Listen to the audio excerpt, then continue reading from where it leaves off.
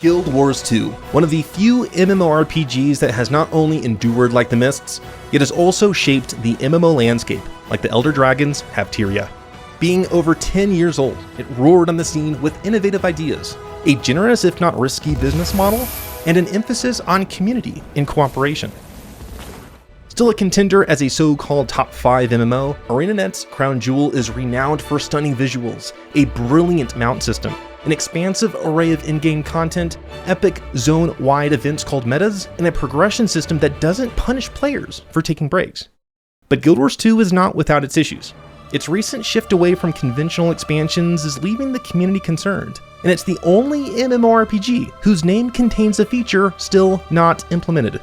MMO gamers are asking if the genre is dying, or if Guild Wars 2 itself is dead. In search for the truth, I have spoken with Guild Wars 2 players and content creators from around the world. Sweden, Denmark, Scotland, Germany. Austria. Who are eager to share their perspective on Guild Wars 2 in 2025. What can ArenaNet do better with respect to raiding in Guild Wars 2? No.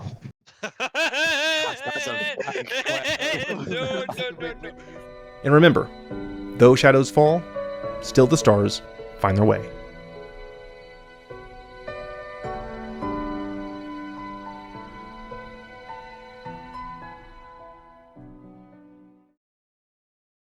I'm Marl MMO, and I connect gamers to MMOs they'll love. I've been playing Guild Wars 2 since its beta, and Guild Wars 1 since launch. This franchise has captivated me, not only for its novelty, but for how it's brought players together in ways few games have. I still remember getting lost in Guild Wars 1 pre-searing a stunningly immersive tutorial area, and one of the best in the MMO genre, only to be devastated when the charged destruction tore that world apart.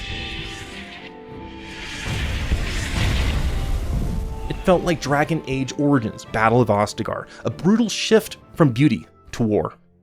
But Guild Wars 2 takes Tyria's grandeur even further, deepening its sense of wonder while expanding the possibilities of an online world. From the towering Shiver Peaks to the sun-scorched deltas of the Crystal Desert, Guild Wars 2 is more than a game. It's a celebration of world building, a space where familiar landscapes twist into breathtaking fantasy. Serene vineyards, cozy neighborhoods, a bonfire, floating islands, suffocating jungles rife with Monster Hunter-style combat, an ecstatic, free-spirited dance party in Lion's Arch, and an island that is the literal backside of an Elder Dragon. For OG Guild Wars players, many references exist to places we explored 20 years ago, ranging from Ascalon, the Shiver Peaks, Divinity's Coast, Lion's Arch, the Crystal Desert, Cathay, to the Eye of the North. Whether you are scaling the heights of a rebellious Asura's lab, standing at the edge of the world itself, plundering the lost riches of the Exalted, proving your worth in Glint's trials, or thawing the frozen heart of Freezy, Tyria never ceases to astonish.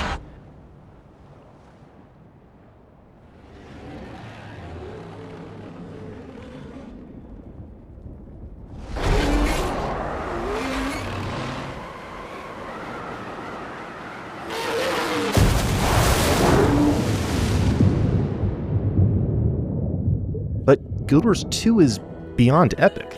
It pulls at the heartstrings too, from heartwarming adoptions to complete devastation, hope to dismay, and a god-tiered arrogance of who is one of my favorite pseudo-antagonists of any online world. 10 seconds to curtain! Places for Act 1, please! Places for Act 1! Break a leg, people! Guild Wars 2's world building and narratology keep pushing the boundaries while simultaneously pulling you with them. ArenaNet's attention to detail extends beyond digital geography. Feel the wind being cut by the sky scale's wings. The singing of the skimmer. The hustling of a city center.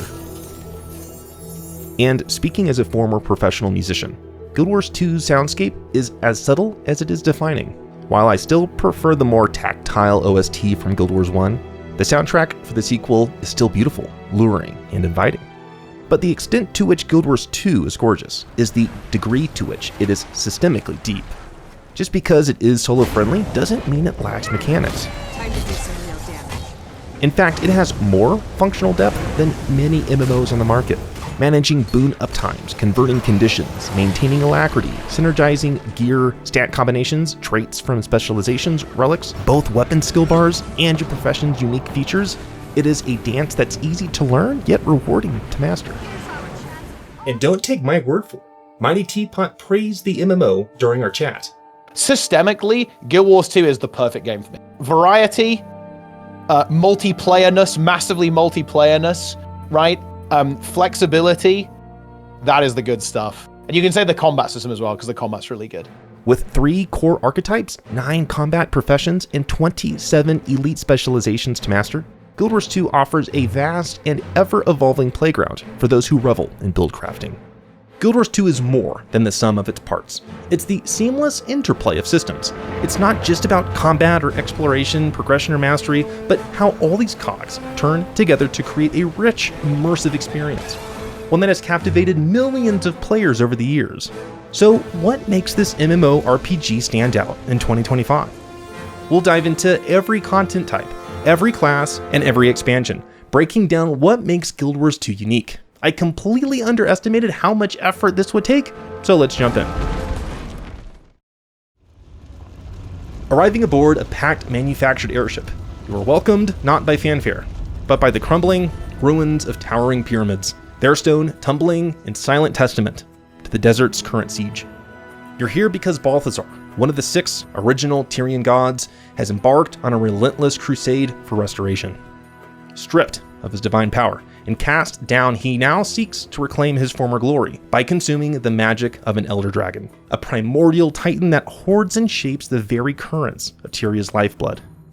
Guild Wars 1 players may recall the Fissure of Woe, where Balthazar once chose and exalted an Eternal, forging her into his herald. This arena is a symbolic juxtaposition between the gods' ancient yet now faded glory and his burning hubris to force his will upon Tyria.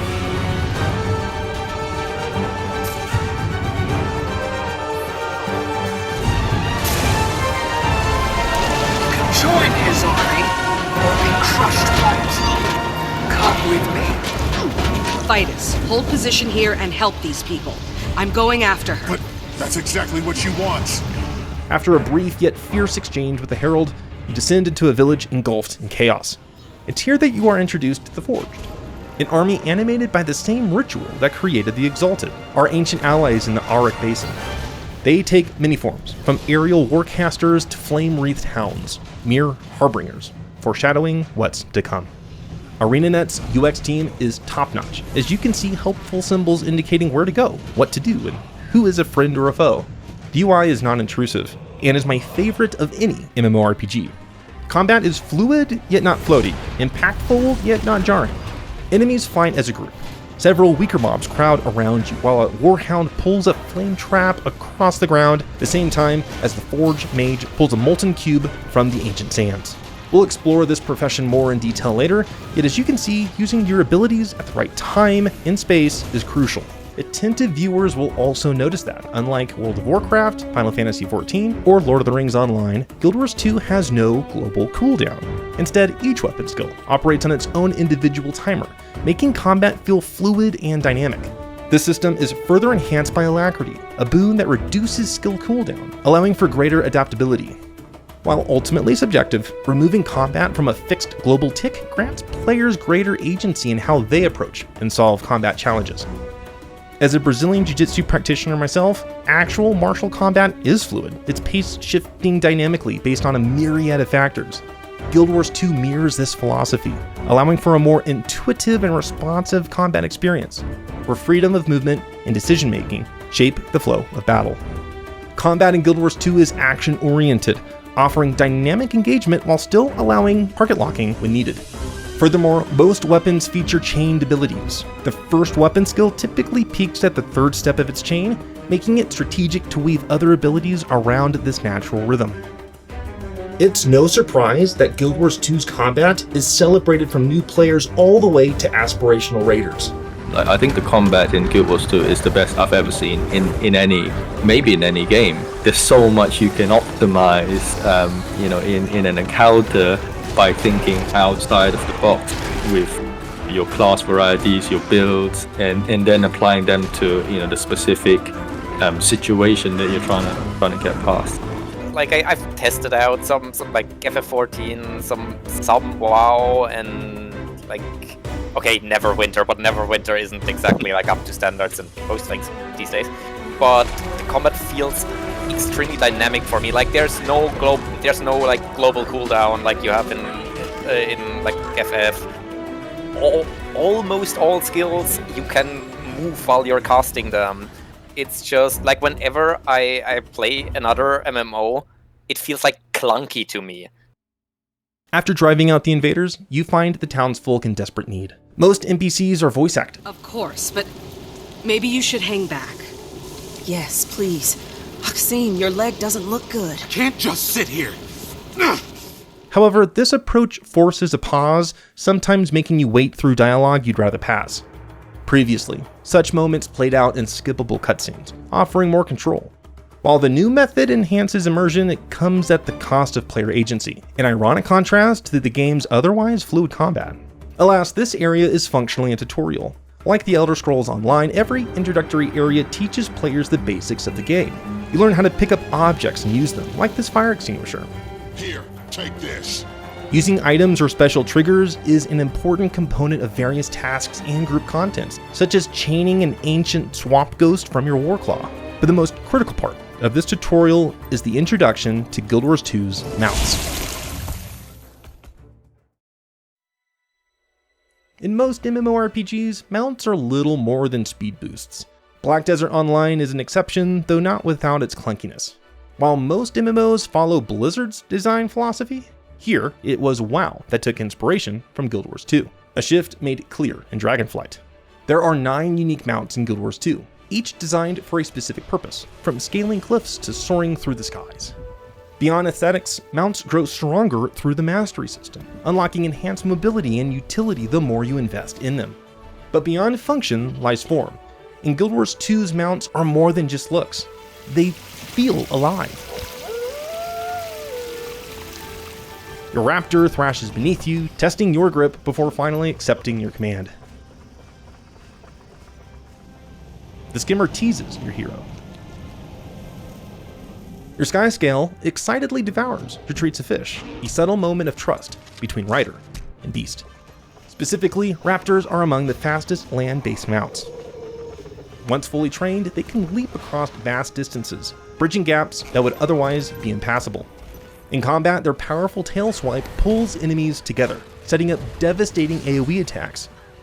Skimmers are sleek, manta ray-like mounts, gliding effortlessly over water, quicksand, and treacherous terrain. Their hovering movement negating full damage entirely. But you don't start with a full stable. Guild Wars 2 subtly introduces obstacles before solutions. In the Crystal Oasis, you may find a rocky outcrop rising from the water, its mysterious entrance beckoning, yet with no clear way inside. Nearby, a fissure offers cryptic hints, nudging you towards an eventual answer. This is Guild Wars 2 pedagogy at work, teaching through discovery and environmental storytelling rather than direct instruction. If you enjoy Zelda-style design, where hints and visual cues reward curiosity, you'll feel at home in Guild Wars 2. And with the right training, skimmers can even dive underwater, unlocking new depths of exploration. Plus, their utility extends beyond traversal. In combat, they heal allies they pass through, while granting increased movement speed and a 33% damage reduction boon, making them invaluable in caravan escort events. But skimmers cannot access sand portals. For that, you need the Jackal, a mount woven from pure desert magic. It's a master of agility, capable of short-distance teleportation and precise, calculated leaps. Composed entirely of shifting, enchanted sand, it can store up to 3 charges of a blink-like dash, momentarily dissolving its form before reappearing ahead. More than a swift mode of travel, the Jackal can phase through sand portals, scattered across the desert, seamlessly maintaining its momentum, opening up complex platforming puzzles and unique traversal routes. Plus, its engage still grants a protective barrier to nearby allies at the start of combat, absorbing damage and delaying the need for healing. But Tyria is more than just the land beneath your feet. It's a world of open skies and boundless horizons. The Griffin one of Guild Wars 2's most beloved mounts, embodies this freedom. With a high skill ceiling, it is Tyria's first true flying mount, offering unparalleled speed and mobility. Thy Weeping Willow, a content creator who caught my eye due to her artistic celebration of Guild Wars 2's mounts, shared a moving story about how she fosters her community. Well, we kind of just kidnap people. Like, some people volunteer, but some people we just kind of kidnap into it. It's just like, oh, you're on the Griffin, join us. And it eventually, the group just began growing. One time, somebody spoke bad of Griffin, and we chased them for like 40 minutes, and then they joined our guild. Unlocking it is no simple task. The journey spans an epic questline demanding exploration and perseverance. But for those who endure, mastery of the skies awaits. Unlike simple gliding, the Griffin thrives on momentum, diving, accelerating, and converting speed into vertical height, creating an aerial traversal system unlike any other. In fact, the Griffin is notorious for having layered mechanics unknown to many players. So basically, a lot of it comes down to knowing the mechanics exist, aka reading the masteries. Many people do not. In the masteries, it's described that you need to wing flap during your dive, and believe me, so many people do not know this little fact. I didn't know that. You actually need to. Yes, that's what I mean. Exactly. The Griffin has even inspired community events where players gather to soar across Tyria's breathtaking landscapes. You can even receive flying lessons. Like, for example, I also have somebody else in my guild who also gets these flying lessons. He does that on Mondays, where it's completely focused on pure beginners only, and also very much suited for them. But like, and while you can't drive a car in Guild Wars 2, you can roll atop a bug. A playful homage to its Guild Wars 1's origins, the roller beetle is built for speed. Scattered across Tyria, special cracked walls can only be broken by a high-speed beetle impact, revealing hidden pathways, secrets, and treasures. And for those who appreciate the little details, when you break, the beetle briefly stands on its tiny legs, an enduring contrast to its usual breakneck pace. Like the roller beetle, the siege turtle is a nod to its origins in Guild Wars 1. It is the first, and so far only, two-person mount, allowing a second rider to man its powerful cannons. The Sky Scale. Please, return to your homes, lock your doors, and avoid household appliances powered by jade batteries. Once a laborious mount to obtain, became more accessible with the secrets of the obscure expansion. Functioning more like a helicopter than a glider, it clings to cliffs, allowing for incremental vertical progression and exploration. While not as fast as the Griffin, it compensates with utility, breathing fire upon foes and creating a combo field on landing. Its ability to hover mid-air also makes it invaluable for avoiding ground threats, especially while waiting for meta events to begin. Last yet not least, the Warclaw stands apart as Guild Wars 2 only world versus world exclusive mount, built for siege warfare, hunting, stealth enemies, and charging into battle. But unlike other world versus world mechanics, the Armored Beast isn't confined to PvP. It has its place in PvE as well, with unique abilities tailored to exploration. In the Isle of Janthir, Guild Wars 2's latest expansion, as of this video, the Warclaw gains even more utility, leaping across rivers, tracking hidden treasure, and giving your entire stable an extra boost of endurance. Thus, unlike some MMOs that discard past content, Guild Wars 2 honors its legacy, not by retiring features, but by expanding upon them. Dungeons excluded, a topic we'll cover later. This philosophy is evident in its ever-growing stable of mounts, each new edition not only diversifying player movement, but also enhancing how they interact with Tyria's evolving landscapes.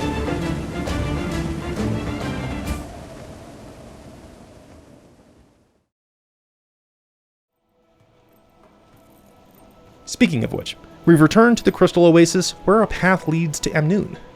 Once known as the Amnoon Oasis in Guild Wars 1, then a humble trading post, it has since grown into a thriving hub of commerce and culture, a beacon of stability amid the ever-shifting sands. The city of Amnoon thrives with ceaseless energy, its streets bustling even beneath the moonlit sky. Adventurers from across Tyria gather here, drawn by its wealth and opportunities, trade, and intrigue. Though the city's laws ostensibly forbid raptors within its limits, enforcement is a mere formality. Amnoon's architecture is a testament to its identity. With grand, rounded facades, towering aquariums brimming with marine life, and open-air debate halls, where politics flourish. Yet, for all its promise of self-determination, ideologies clash within its walls. Some pledge loyalty to Joko, the tyrant king whose influence creeps even here, while others uphold the city's fragile independence. The tension is embodied in the Temple of Six, a stunning tribute to the gods, though Balthazar, now reviled, stands shrouded in quiet protest. His statue's head covered by a single wicker basket, a reminder of his fall from grace. But Amnoon is not a fortress. The desert spills into the city with wild creatures wandering its edges, a constant reminder of the untamed land beyond. On the outskirts, a champion of Joko stands defiant. Let's take a closer look at combat mechanics and the crucial role of status effects. Just to the right of my health bar, positioned above my profession abilities, you'll notice 3 vertically stacked effect bars. The top displays boons, powerful buffs that enhance your combat performance, increasing stats like damage, mobility, or defense. The middle bar contains various enhancements, temporary buffs that don't fall under the traditional boon system but still modify your state. The bottom bar tracks conditions, debilitating effects designed to hinder movement, lower defenses, or apply damage over time.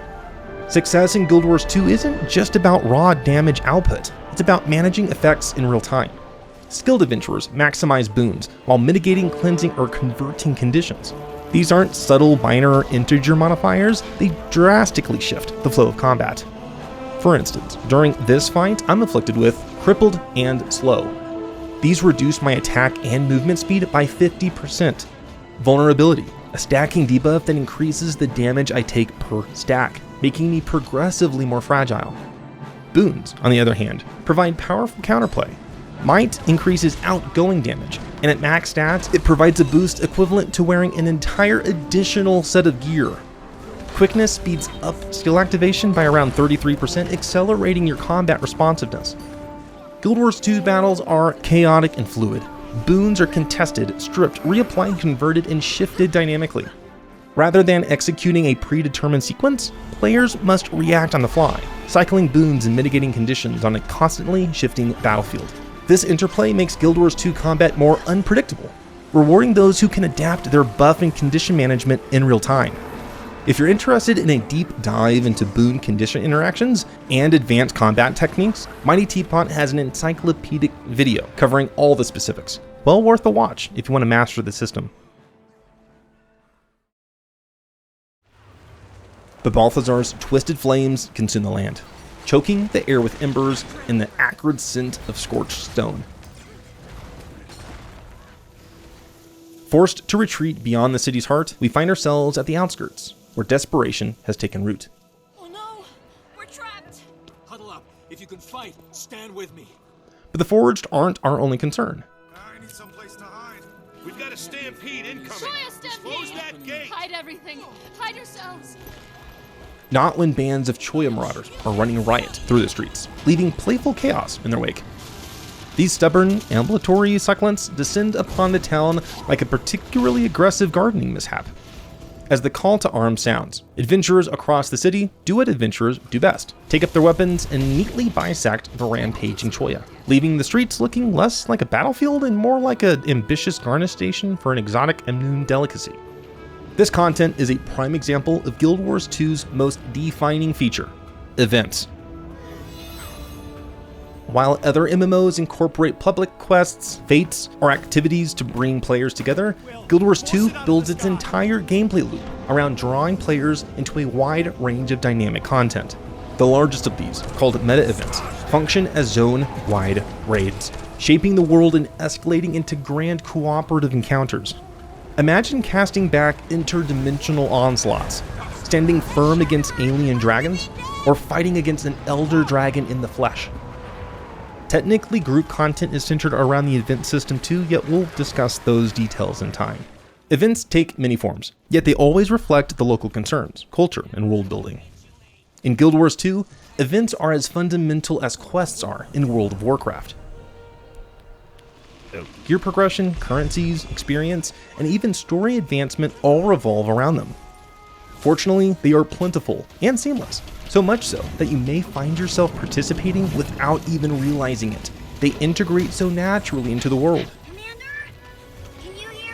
For instance, you might stumble upon a gathering of players, split into 4 squads, each tasked with defeating a colossal Flora Guardian within the same time window. Success hinges on balancing mechanics, coordinating phases, and exploiting your profession's strengths.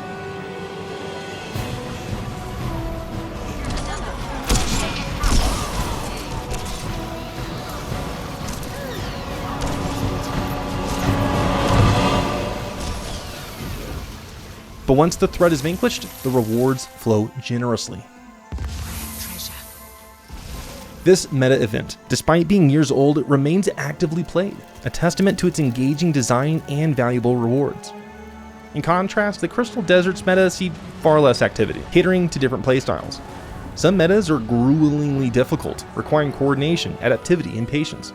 And yes, failure is an option. Your failure will be their final thought. It's a harsh but valuable lesson. Mechanics matter, and true victory comes only to those who rise to meet the challenge. For those coming from more traditional MMOs, learning to embrace events is key. They bring players together, weave storytelling into gameplay, and build towards some of the best large-scale encounters in the genre. It's this interplay between narrative, character progression, and public events that defines Guild Wars 2's unique tempo, a rhythm through which the world feels alive, reactive. And within mere moments of arriving in the Crystal Desert, ArenaNet's designers have already begun teaching, not through walls of text or intrusive tutorials, but through organic experience. Players learn by doing. This seamless integration of design and discovery is nothing short of a masterclass in game design, because the moment you don't realize you're being taught is the moment you're actively learning. It's at this moment that the Crystal Oasis extends its silent invitation to wander, to marvel, to immerse. Whether you find yourself gazing up at the glistening night sky where the remnants of once proud pyramids stand as echoes of a forgotten age, or strolling along the harbor where wooden boats rest upon the gentle tide, the desert beckons. Even the radiant moon joins in the spectacle, its silver light dancing upon the broken crowns of ancient monuments, a quiet reminder that even in ruin, beauty endures. You may feel compelled to delve into the hollowed remains of ancient pyramids, now claimed by the relentless march of the desert. Their interiors no longer filled with grandeur, but with sand, suspense, and the slow return of nature's hand.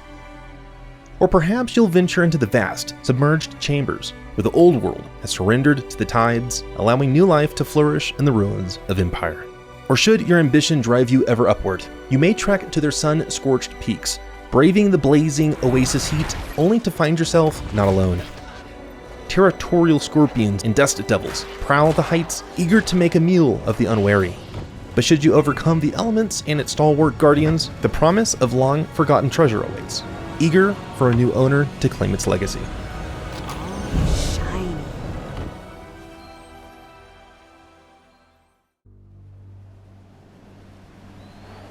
As the oasis lures you deeper into its shifting sands, its serenity begins to fray.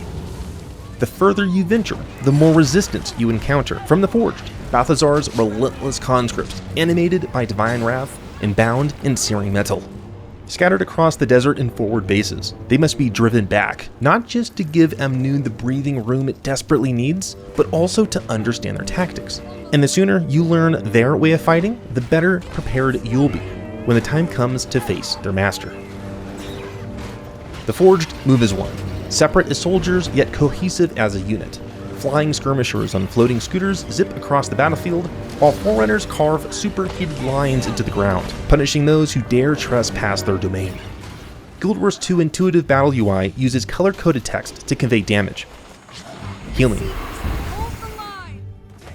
barriers, and critical hits at a glance.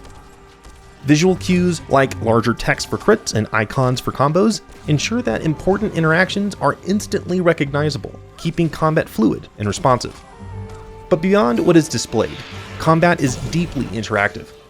In fact, in my interviews, the depth of combat was repeatedly emphasized as to why people keep playing Guild Wars 2 for years.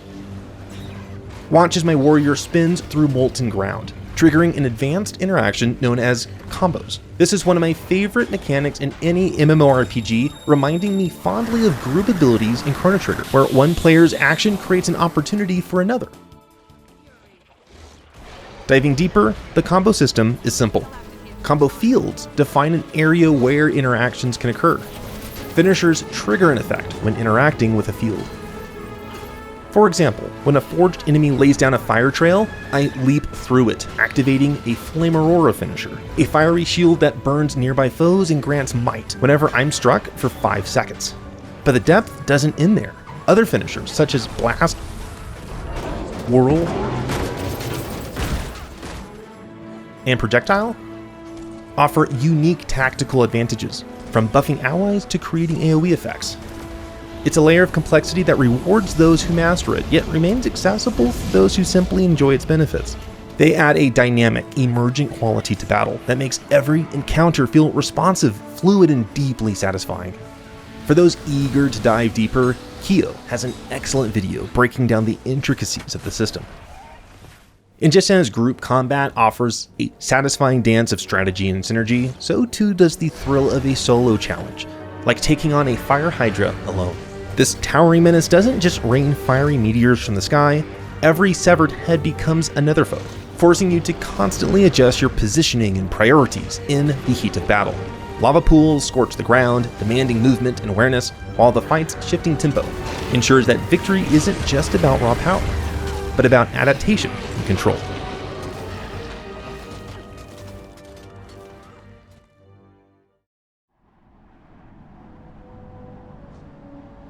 But the desert beckons, drawing you ever deeper into its sun-scorched expanse, its dunes whispering of conflict and consequence.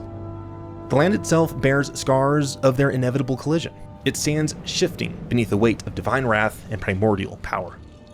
And so you press on, not merely as a wanderer, but as a witness to a war between gods and monsters, where the fate of Tyria itself hangs in the balance. That fate, inevitably, leads to the Temple of Cormyr in Alona Reach. From a narrative perspective, this location is charged with significance. In Guild Wars 1, this was a site of transcendence, where players undertook the 3 trials of ascension, unlocking new depths of power and proving themselves worthy of facing the elite titans in the realm beyond. But now, in this new era, we're not here to ascend. Instead, we're tending to the sick and broken, not stepping into divinity, but bearing witness to its consequences. But the enemy festers, its forces growing unchecked, and so we must press forward. Beyond the temple, nestled between towering canyon walls, lies a massive forged encampment. It's here that we come face to face with an abomination of metal and flame, a forged colossus towering over the battlefield like a twisted war god. This monstrosity of iron and hellfire is essentially a forged Gundam, a walking fortress of rockets flaming unrelenting destruction. It spits volleys of missiles, unleashes devastating Kamehameha-like energy beams, and scorches the battlefield with cannon blasts that leave only smoldering ruin in their wake. The arena itself is a maelstrom, its perimeter wreathed in swirling portals of fire, drawing adventurers into the hurricane of Balthazar's war machine. So what options do we have to defeat this mechanized Goliath?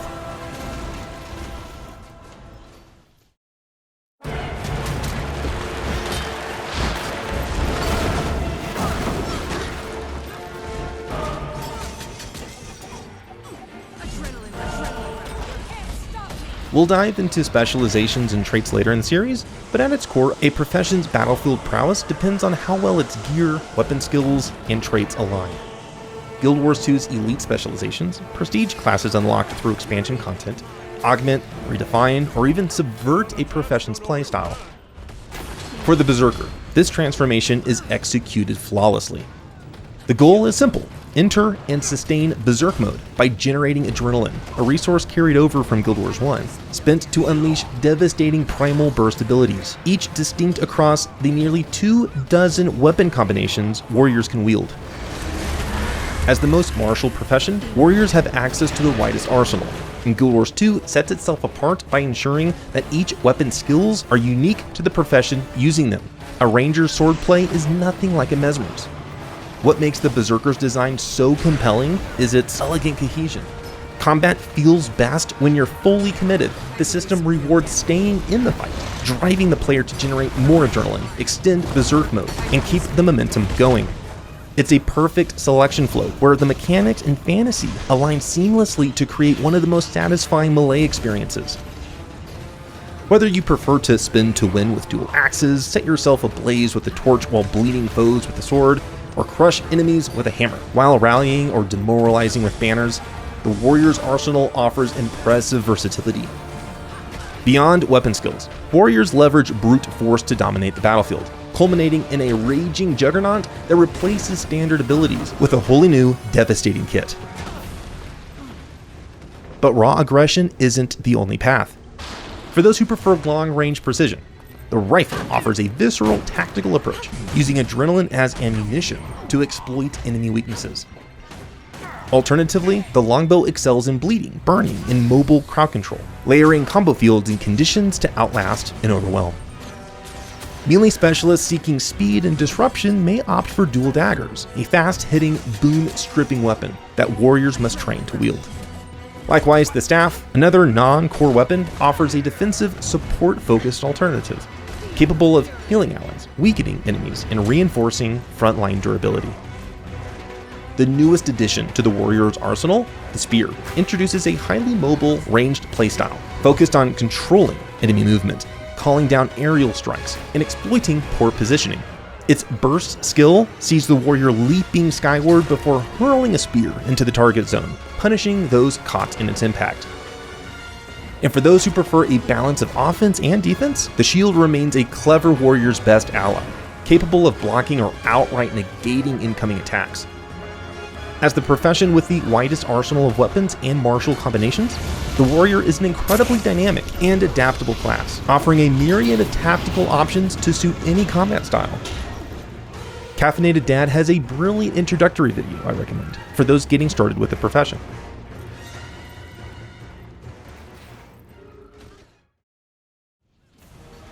And it's this adaptability, this command of tactics, that ensures we are ready for what's waiting.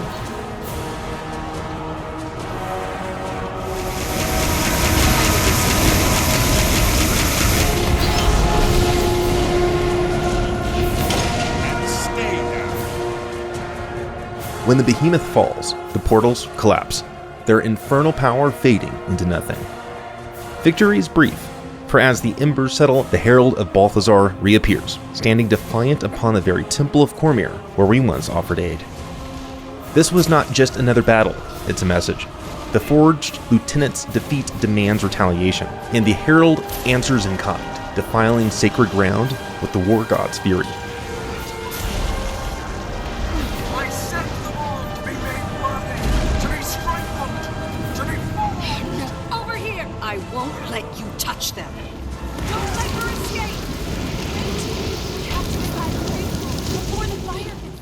But before we can tear her asunder, she vanishes through the same portal magic we just unmade, leaving us with nothing but smoldering ruins and the promise of a reckoning still to come. Thankfully, there's finally time to breathe.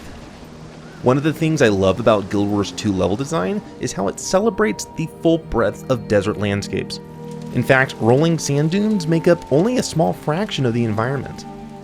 Here in the Crystal Oasis, the desert is alive with contrasts.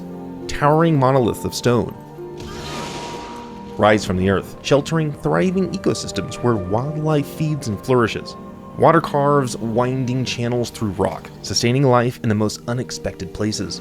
Yet not all forces at play are natural. Industry roars beneath the surface as the Forged burrow deep into the caverns, tunneling towards hidden reservoirs of power. Here, for the first time, we come face to face with the true epicenter of Balthazar's obsession, where the Elder Dragon's presence is not just felt, but seen.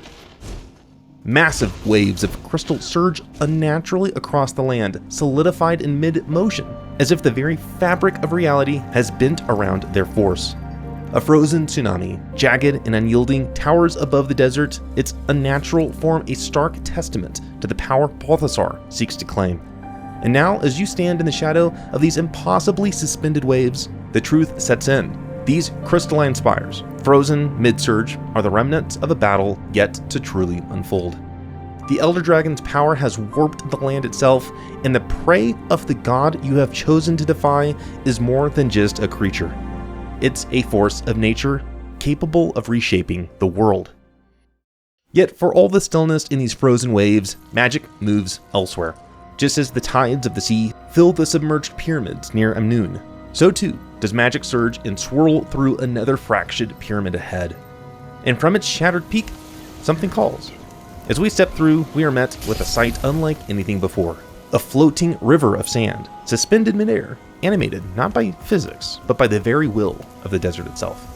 It's an impossible bridge, a pathway of magic, carrying us forward to the next revelation. Fire burns in the heavens. Molten rock rains from above. The once inviting blue expanse of sky is now a storm of heat and destruction, a furnace where the gods forge their war. Below, a town burns, its people besieged, its fate uncertain. Here on the dust-choked remnants of an ancient seabed, we fight amongst the bones of giants. The monolithic skeletons of long-dead leviathans still loom over the land, their colossal remains defying time itself. But these remnants of the past are merely a backdrop for a far greater battle, one that has been etched into the annals of Tyria's history, the battlefield where Kralkatork clashed with its scion, Glint. And now, at its fated site, we witness another titanic struggle. Vlast, Glint's scion, Kralkatork's grandchild, standing against Balthazar himself, the fallen god. Yet as divinity and dragon collide, we must face the once eternal, his herald, in final combat. Wreathed in forged flame, she stands ready, unrelenting. But we are not alone. Our foe does not hold back, and one misstep, one moment of hesitation will send us to the ground. In Guild Wars 2, defeat is not the end. We have 5 down skills. Each class wields its own tools, but for a warrior, Resurgence is just a heartbeat away if you can endure long enough to activate Vengeance, a skill that immediately revives you, but at a cost. If you fail to defeat a foe in time, you collapse once more, your strength spent. There's no concept of XP penalties or gear degradation upon defeat, simply time lost and the personal frustration of failure. In this way, Guild Wars 2 has one of the most lenient defeat systems in the genre. Yet this battle is not just about endurance, it's about precision, timing, and breaking the enemy's resolve. Beneath the Herald's health bar, a vertical cyan bar gleams, the Defiance bar.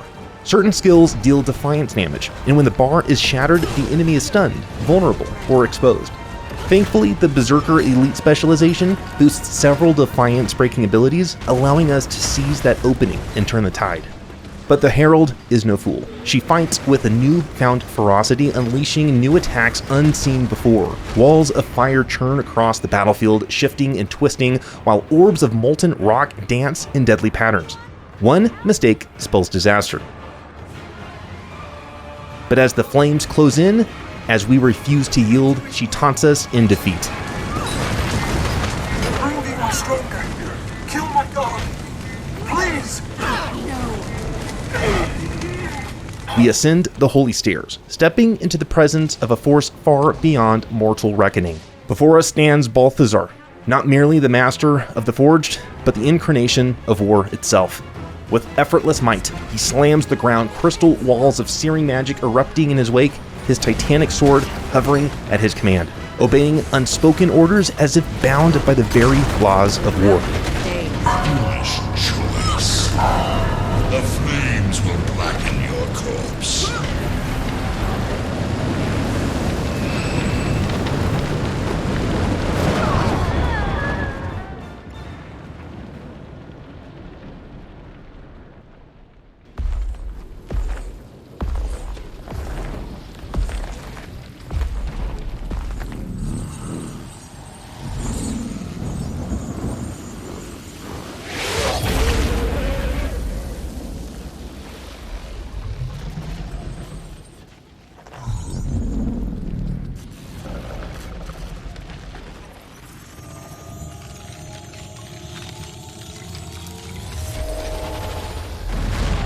In the wake of his death, Balthazar vanishes, his presence erased as the land settles into silence.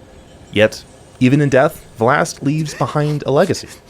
Memory crystals, scattered throughout the highlands, whispering fragments of his past. And as we stand amidst the wreckage, the weight of his sacrifice pressing upon us, one truth becomes undeniable. This war is far from over. But how did we arrive at this moment? Fighting gods and forging alliances with dragons. To understand, we must return to the beginning, to the origin of our hero. Our journey begins with a choice of 4 playable races. The Char are technically among them, though their sins from Guild Wars 1 remain deliberately unforgiven. From the outset, Guild Wars 2 sets the tone for its artistry with a stunning hand-painted UI, a preview of the game's masterful design. No matter which race you choose, all professions are valid choices. Some races thrive through intellect, others by steel and fire. The Asura, small yet brilliant, shape the world through arcane invention, convinced that wit, not might, wins the day. The Char, by contrast, see war as life's only certainty, their society built upon discipline, conquest, and relentless victory. Others fight not for domination, but for survival and legacy. The humans, once rulers of great kingdoms, now cling to Kryta. Their god silent, yet their unyielding spirit drives them forward. The Norn, exiled by the Ice Dragon, seek legend through battle, knowing that only the victorious are remembered. Then there are those born of something different. The Sylvari, newly awakened from the Pale Tree, are guided by the dream, walking the line between curiosity and honor, discovery and duty.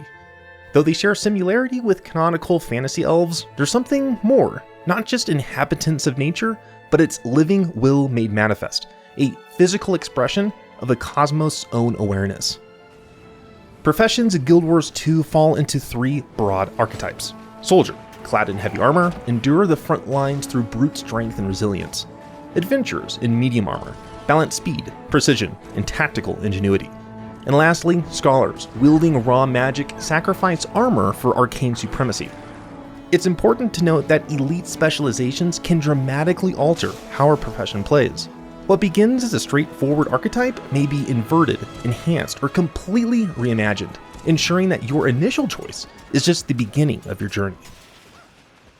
Guild Wars 2 character creation strikes a balance, not as hyper-detailed as Black Desert Online, yet flexible enough to ensure your character looks consistently appealing across the game world. Unlike Star Wars The Old Republic and Lord of the Rings Online, which overhauled player models to mixed reception, Guild Wars 2 has taken a different approach. Instead of replacing older customization models, it adds new ones, preserving player agency and ensuring that your chosen identity in Tyria remains yours. After finalizing your character's appearance, you'll answer a series of biological questions shaped by your race and profession. These influence early quest lines, but have little lasting impact, which may mislead new players into expecting a deeply branching narrative, only to later discover that Guild Wars 2 leans more into world-driven storytelling than individualized choice.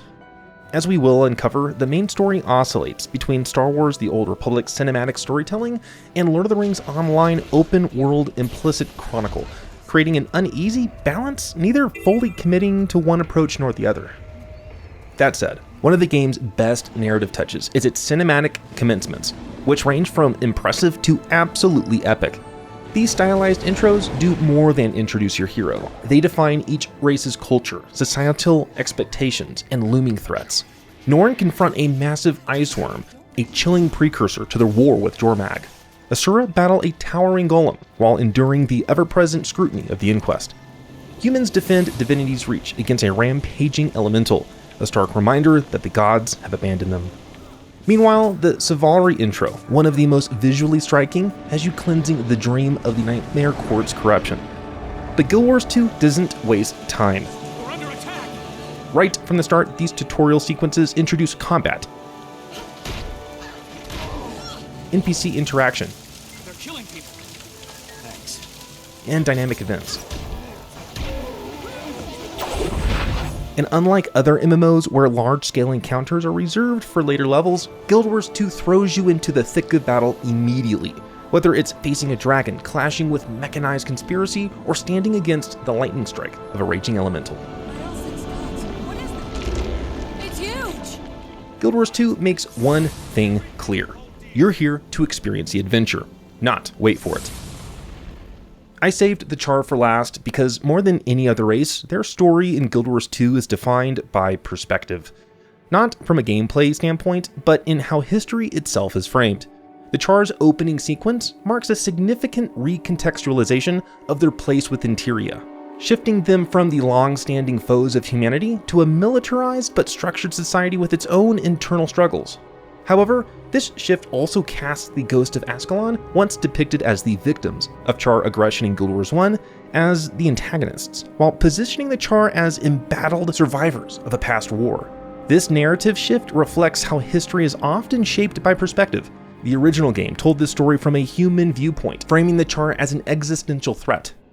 In contrast, Guild Wars 2 presents the Char's own perspective, one where they have fought not only against humans, but against religious oppression, internal rebellion, and their own past mistakes. For players who completed Guild Wars 1 but haven't read the Guild Wars novels, this shift in perspective can feel abrupt, if not disconnected, because the necessary narrative bridges explaining these developments remain largely off-screen. While technically accurate to the lore, the transition is a reminder that history, both real and fictional, is shaped as much by who tells it as by what actually happened.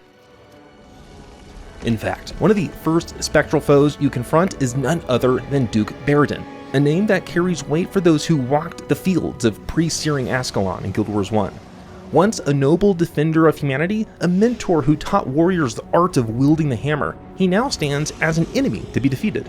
From the Char's perspective, this confrontation is just and intuitive. They see the ghosts of Ascalon not as tragic remnants of a lost kingdom, but as relentless aggressors, clinging to a past that no longer exists. Yet, for players who once trained under Baradin's guidance, the encounter is unsettling, if not outright surreal. To be forced to strike down a figure who once symbolized strength and stability is a poignant reminder of how much the world, and our place in it, has changed. For our journey through Guild Wars 2 main story, we'll experience it through the lens of a human guardian. As hinted earlier, one of my favorite storytelling features is the game's cinematic conversation UI, which functions almost like a stage, enhancing dialogue and character interactions. Balthazar bless you. That's the spirit that'll win this war. Good luck. This theatrical presentation gives weight to the developing epic, yet remains entirely optional, allowing players to skip through scenes if they prefer. It also provides a subtle but effective way to observe your character's visual progression over time, as these conversations present them face forward rather than the usual over-the-shoulder view. And for new players, I can't recommend Lyranity's Guild Wars 2 content enough, especially her definitive guide on YouTube. Of course, the main story of Guild Wars 2 is deeply interwoven with the shared world of Tyria. The newbie area outside Divinity's Reach, the human capital, is often bustling with welcoming veterans, eager to buff, guide, and support new players, especially when fresh content drops. If you spot a player with an apple-shaped tag above their head, that means they're a mentor, a community volunteer willing to assist new players.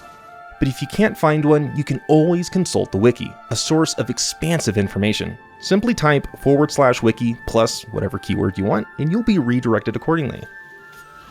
As such, even at early levels, it's clear that Guild Wars 2's community is one of collaboration, not competition. A world where players are here to help, not hinder. In this way, Guild Wars 2 champions the second M in MMORPG, not merely through mechanics, but through a design ethos that invites players into organic, frictionless cooperation.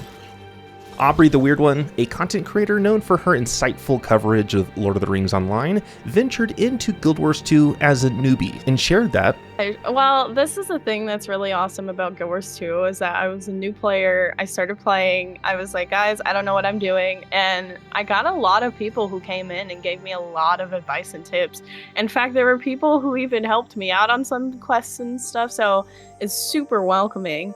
And someone even gave me like the super rare legendary like item part, I guess, and people were like, oh my god, it takes forever to get this, Aubrey, and I'm like, thank you, you know. So it was very generous, a very generous community. And she's not alone. Mighty Teapot, one of the MMO's most visible community leaders, stressed that, but what if I want to play with my whole stream? Well, I've got good news. You've got the open world meta events, and you can actually have like a 50-man raid experience. How cool is that? A model where high-end encounters unfold in open-world maps, accessible to all and requiring no fixed group. Yet community in Guild Wars 2 extends beyond the boundaries of in-game systems. While features like the LFG tool still need refinement, players have stepped up to build what the platform lacks. Mighty Teapot's Hardstuck community, now over 30,000 strong, provides guides, mentorship, and connection across all aspects of gameplay, and it was born out of opportunity. Yeah, like when I looked at WoW and I looked at Final Fantasy, I was like, wow, I love the community in these games, right? This is so cool. It's so dynamic. There's so many people talking and discussing and teaching and sharing all this information. This is amazing. I love it. So yeah, I wanted to kind of take a little piece of that and try and establish it in Guild Wars. Yeah. Their site, hardstuck.gg, is a living knowledge base for anyone seeking to sharpen their skills. And if you appreciate what they do, you can support them directly via the referral link at the top of their site. But perhaps the most striking expression of community is tutoring. Not in the mechanical sense of unlocking a skill tree like in Star Wars Galaxies, but in the human sense of mentorship. Xedes, whose YouTube channel offers meticulous point-of-view breakdowns of raid mechanics, highlighted the passionate raid training communities that teach newcomers not only how to survive, but excel in Guild Wars 2's most complex encounters. Raid Academy on NA, Crossroads on EU. These are kind of communities that would help players to get into endgame content, to learn how to play these raids. Developers like Delta, creator of Raidcore.gg, go even further, building accessibility-focused tools and combat analysis add-ons to support every kind of player. There's a big market for helping add-ons, especially when it comes to accessibility, because another add-on I made, I called it Mouse Look Handler. It was actually created because a user, they asked for help with action cam because if I remember correctly, they said they have limited use of the hand, so they needed something to toggle action cam, and I was like, yeah, sure, I can make that. It sounds like a great use case. In Guild Wars 2, the community is not just a feature, it's an ecosystem, one that exists both inside and outside Tyria's digital borders, waiting for players like us to join, to learn, and to give back. To this end, Guild Wars 2 is defined by its level scaling system, better framed as downscaling, where your character's power adjusts to match the zone's intended difficulty. Unlike Elder Scrolls Online, which upscales players and thus diminishes the sense of progression, Guild Wars 2 ensures that you remain challenged, while still allowing you to adventure with friends or newcomers, provided you meet a zone's minimum requirements. This keeps all of Tyria relevant, encouraging exploration long after reaching max level. Even an in-game raider praised this design decision. A, the combat system, B, old content is not obsolete, so you can still optimize that shit, and people continue to optimize it as well. So there's no real loss for like, oh, new content is bad, just go play the old content. It's not like it's, out of date like in WoW or something like this. Like as soon as the new expansion drops, all old content is irrelevant. No, it's not the same here. And since player skill improves over time, returning to early zones feels empowering. You may be downscaled, but your experience makes you far more formidable than a newcomer. As you progress from level 1 to 80, a pop-up modal will appear, highlighting newly unlocked features and upcoming rewards. A helpful guide for new players, but an annoyance for veterans who already know the ropes. ArenaNet, for the love of the six, please give us the option to skip these when rolling new characters.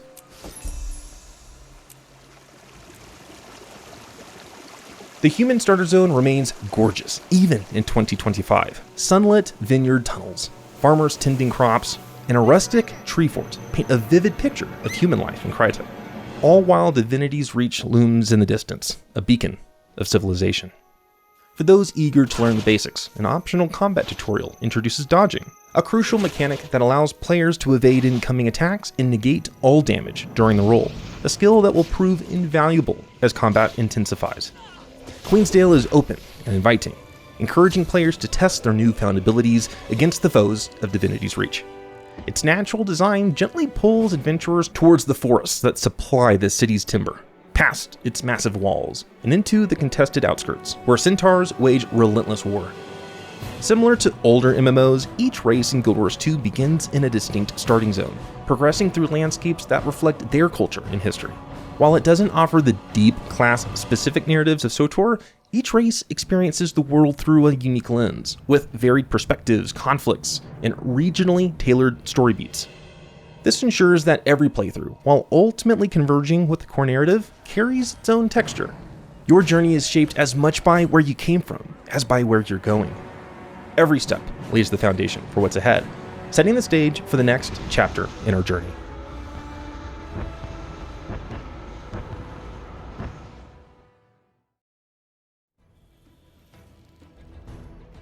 When it comes to gearing up, making the right choices is crucial, but understanding which stats matter for your build can be confusing.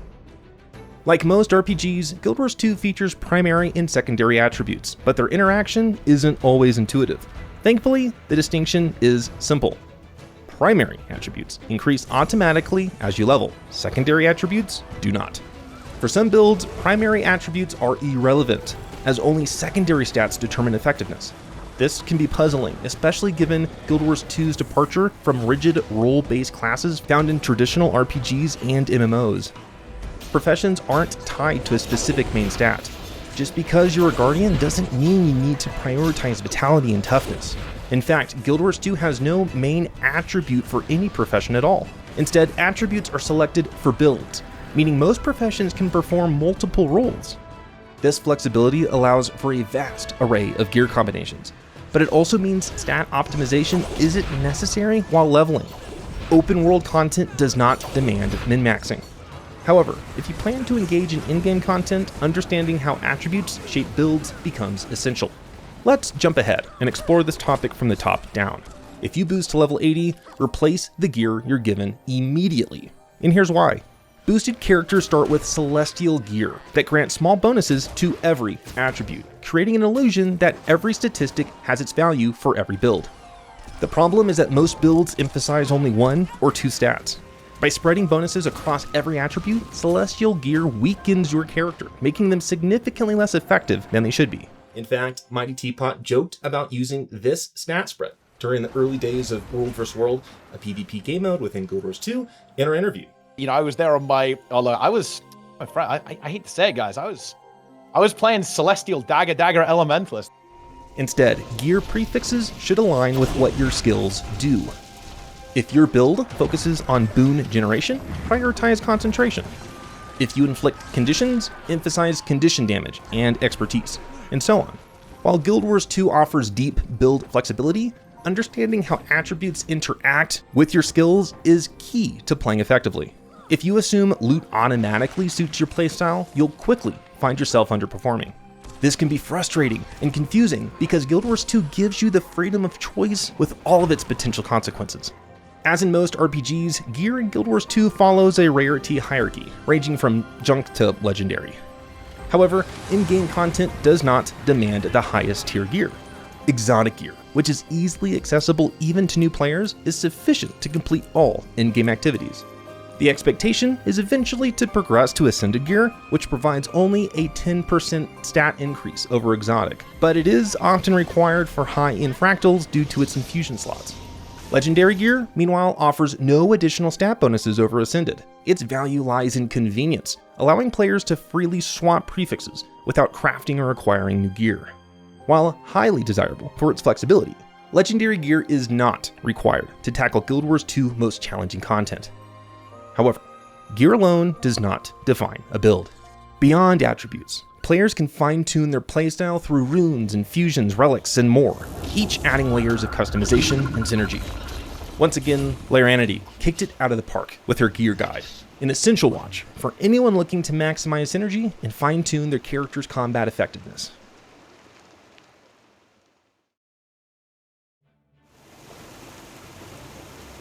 Returning to our hero, the human journey in Guild Wars 2 is one of survival, legacy, and reckoning, a struggle to hold onto a fading past, while facing a future shaped by monsters and men alike.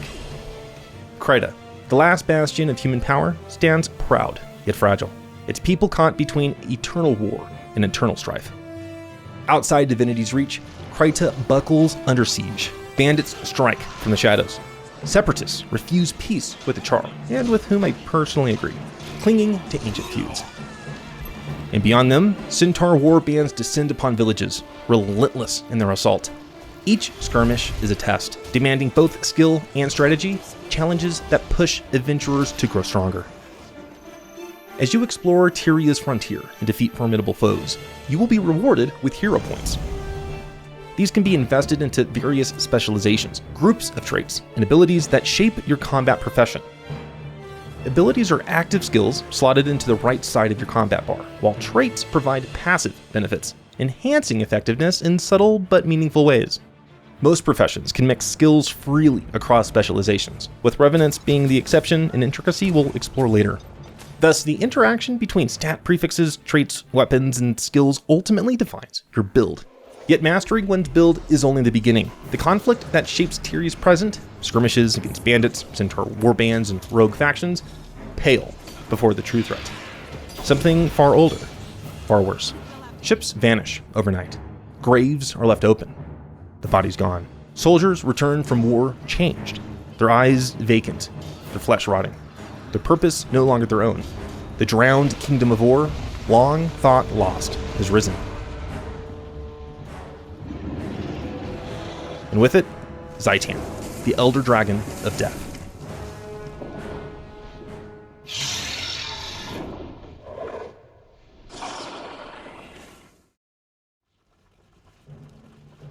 Against such a threat, readiness is paramount. Strength must be tempered with conviction, steel forged with purpose, and few embody this balance as fully as the Guardian. A paragon of protection and fire, the Guardian wields both blade and divine power, standing as a shield between Tyria and oblivion. Unlike the warrior, who thrives on endurance and raw force, or the elementalist, who bends magic to destructive ends, the Guardian is the stalwart defender, the burning crusader, the unshakable will at the heart of battle. Armed with boons that empower allies and wards that hold the line, the Guardian excels at both offense and support, dictating the flow of combat. Their virtues, justice, resolve, and courage, define their philosophy: to burn away corruption, to endure suffering, and to stand unbroken where others would fall. Through specialization, a Guardian shapes their approach to battle. Some focus on relentless aggression, scorching enemies with holy fire and unleashing devastating symbol-based attacks, while others call upon spectral allies to fight at their side, summoning spirit weapons that strike with divine force before vanishing into the ether. A Guardian's voice is as much a weapon as their blade, with shouts that rally allies and break enemy ranks. Some fortify the team, providing stability, protection, and swiftness to keep formations intact. A Guardian's arsenal is as versatile as their purpose. Each weapon choice reflects a different philosophy of battle. Some charge headlong into combat, wielding greatswords and hammers with unstoppable force, while others stand their ground, using shields and maces to fortify themselves and their allies.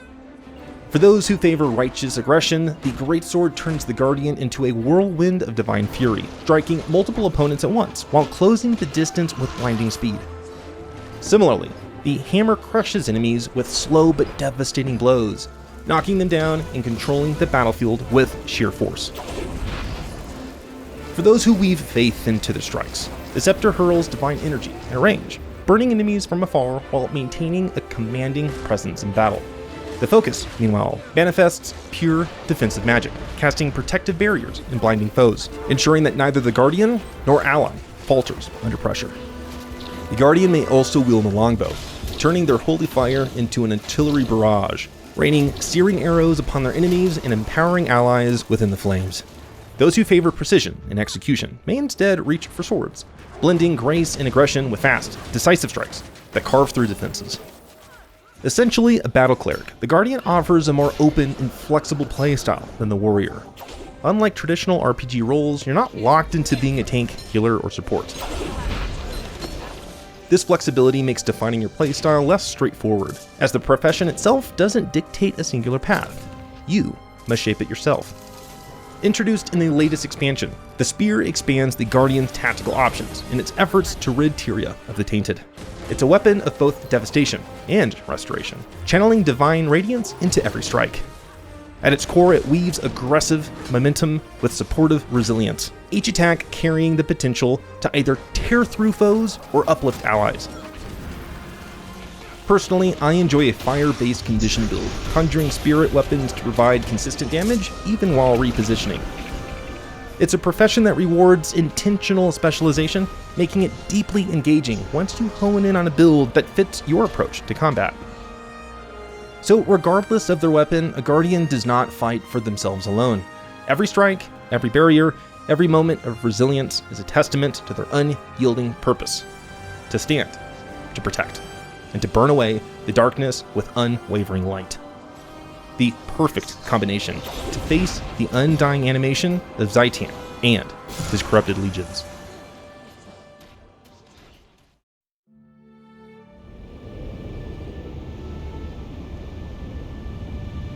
The main quest pulls you all across Tyria, forging new friendships while seeking to uncover Zaitan's growing threat. Alliances are formed, groups of heroes assembled, and fragile trust in human systems is shattered. As Zaitan's influence spreads, it becomes clear this is no siege to be weathered. Tyria cannot wait. To survive, we must act. And so, the path turns to Ur itself, a place long claimed by death, where hope must rise from what was thought lost. For more than 100 years, Ur has been lost. Despoiled, corrupted, ruined by the presence of a dragon, an infection, withering the heart of Tyria. Fort Trinity symbolizes our determination. It stands as a mark of our unity against the dragons. From here, we will prevail. We will fight to rend the darkness with steel and flame, always looking toward the dawn. Our victory at Fort Trinity will show the world that we can strike against the dragons. When we are ready, we will prove that even in the sanctum of Ur, they are not untouchable. We can reach the dragon's lair in the heart of Ur. We can assault Ara. We can destroy Zaitan before the dragon's infection claims us all. This battle is over. We can triumph. But the war has just begun.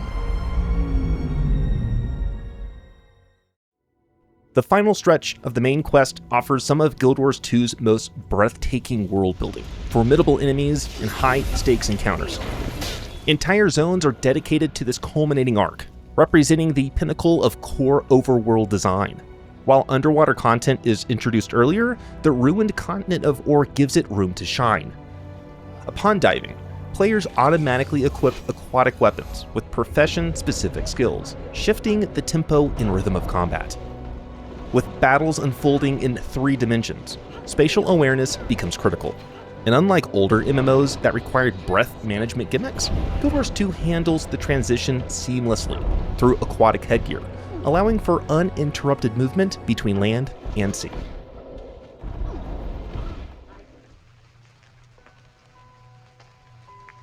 Through a campaign of decisive strikes against Zaitan's lieutenants, and cleansing of Ur's sacred heart, and a final descent into the shadow of death itself, only one challenge remains. The dragon must fall.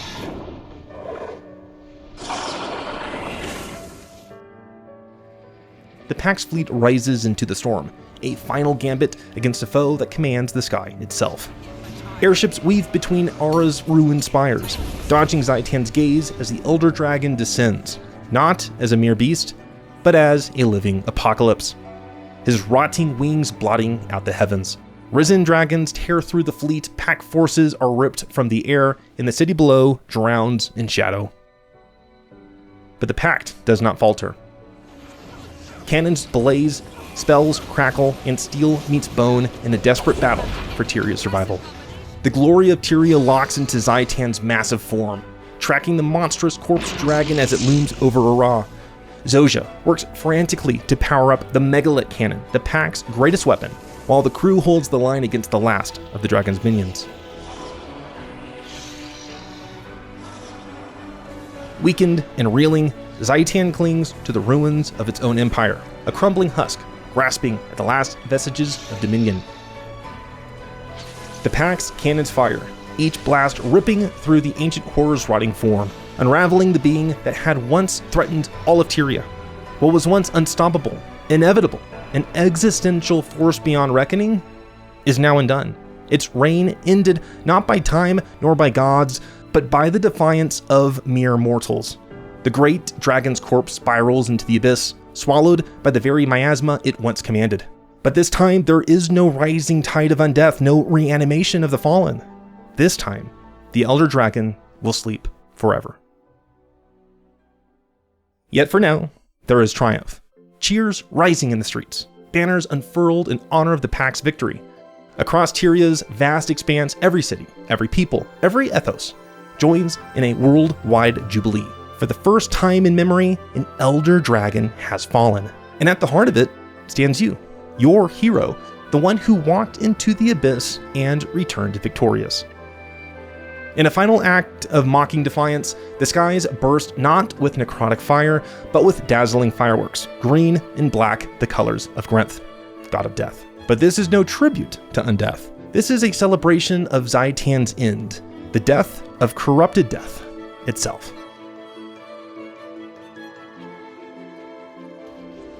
But it would be disingenuous not to acknowledge the odd juxtaposition of Zaitan's final battle. After dozens of hours of buildup, after a multi-hour assault through ore, the expectation for a climactic confrontation is at its peak. And yet the actual fight consists of firing cannons from an airship with little sense of personal threat or danger. Despite this spectacle, Zaitan's encounter is a relic of Guild Wars 2 early design, an ambitious but imperfect foundation for what was to come. Future Elder Dragon battles would refine and elevate the experience, introducing dynamic mechanics, evolving battle phases, and increasing player agency. For those yet to face Zaitan, know this. The future of dragon slaying in Tyria is far grander, especially when experienced through the sprawling multi-stage metas of later expansions. Looking back, Guild Wars 2's new player experience progression can feel disjointed. Upon release, around level 50, I found my interest slipping, and I never saw that character's personal story through to its end. And I'm not alone. Yeah, I didn't really get through like the expansion content. Personally, I'm at level 55.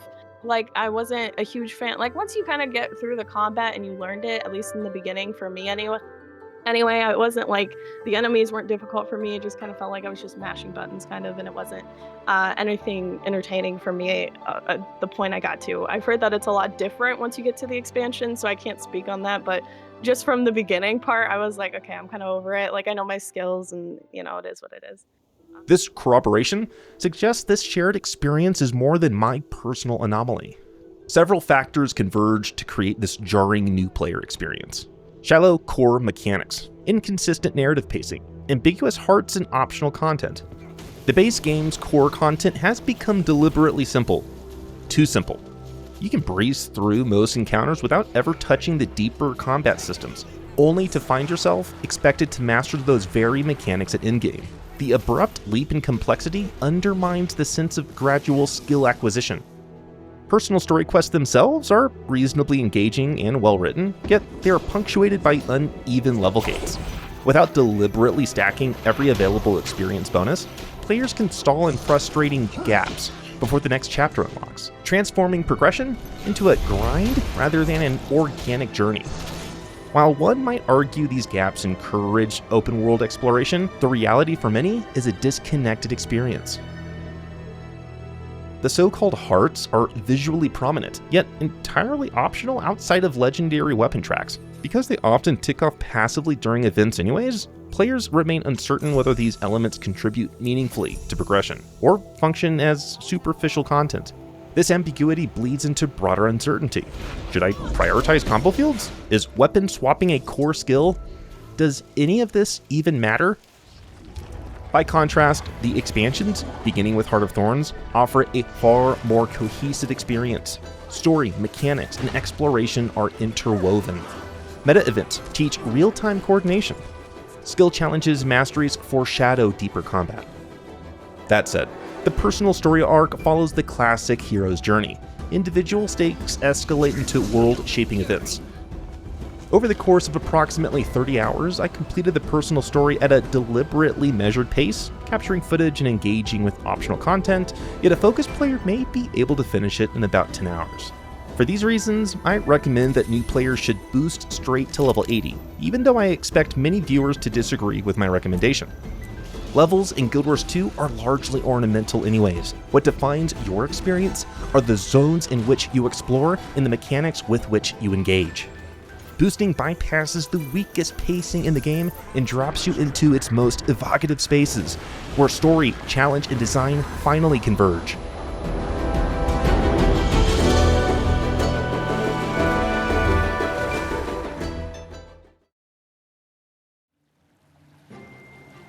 With that said, regardless if you progress through the main story or immediately skip to 80, you will inevitably find equipment whose skin is more impactful than its stats. Guild Wars 2 excels brilliantly in the realm of player self-representation, particularly through its robust and highly customizable cosmetic system, playfully known by the community as Fashion Wars 2. Guild Wars 2's vast selection of armor sets, outfits, dyes, weapon skins, cosmetic accessories, and mount appearances allows players unprecedented freedom to express their identity and creativity. Every character can become a unique visual statement, reflecting personal tastes, lore alignment, or even whimsical concepts, ensuring no two heroes look precisely alike. Central to this expressive freedom is Guild Wars 2's intuitive dye system, which is both comprehensive and user-friendly. Each armor piece and mount skin supporting multiple dye channels to achieve personalized and highly detailed appearances. This level of flexibility has elevated Guild Wars 2's cosmetic customization from mere decoration to a genuine avenue for player-driven storytelling. Moreover, the visual identity fostered through Guild Wars 2's cosmetics extends beyond simple aesthetics, subtly reinforcing immersion and player connection to Tyria's expansive universe. Mount customization further enhances this personalization, as players tailor their trusted companions with distinctive skins and dyes, reflecting their style, even during travel across Tyria's diverse landscapes. The thoughtful integration of fashion into progression and storytelling ensures every player's appearance carries personal history and meaning, transforming character customization from a peripheral feature into an essential component of the Guild Wars 2 experience.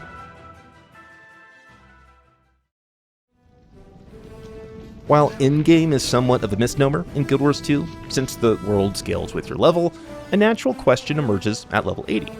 What now? Broadly, two paths unfold: solo or group content. Solo players may pursue living world episodes and expansion overworld zones, while group-focused players can dive into dungeons, fractals, strike missions, convergences, and raids. Living world content has a unique and evolving legacy. Early on, it resembled the dynamic storytelling of Asheron's Call, with narrative developments unfolding in real time across the open world. If you were present, you witnessed the story firsthand. If not, you had to piece together events through the community. Eventually, ArenaNet transitioned to a more traditional episodic model, using instance content to bridge the gap between major expansions. Fortunately, players who missed the original Living World Season 1 can now relive these moments. A special NPC in Lion's Arch provides a cinematic retelling, and recently added story instances allow you to experience those pivotal events directly. As an exemplary example of what you can expect to experience in a Living World season, we will briefly explore Season 4, largely agreed to be the very best type of this content. Following the climactic events of Path of Fire, Living Season 4 thrusts players into a relentless struggle against the awakened Elder Dragon, Krakatork, and the vengeful Lich King, Halawa Joko. Joko's bored. Let's pick up the pace. As the Pact Commander, you and your allies confront the immediate threat of Krakatork's enhanced powers, which now enable him to unleash devastating brandstorms, wreaking havoc across Tyria. Amidst this chaos, Marine, the Scion of Glint, muses prophetic visions, hinting at impending calamities. Your pursuit of solutions leads you to the war-torn region of Istan, where you seek to forge alliances with the beleaguered Sunspears and confront Joko's oppressive regime. This journey uncovers sinister collaborations between Joko's forces and the Inquest, who are conducting perilous experiments with ancient diseases. The narrative escalates as Joko unleashes the deadly Scarab Plague upon Central Tyria, compelling you to rally a coalition of diverse factions, including an indigenous band of Char, primeval ghosts, and defected Awakened, to mount an assault on Joko's stronghold in Gadara. He will all love me, Halawa, Ignatius. The focus then shifts back to Krakatork, whose rampage threatened the fabric of reality by destabilizing the mists. In a desperate bid to prevent further catastrophe, you and your allies confront Krakatork in the fractured landscapes of Dragonfall. Through a combination of valor, sacrifice, and unity, Arraine ascends to fulfill her destiny, replacing Krakatork as an elder dragon and restoring balance to the world's magic.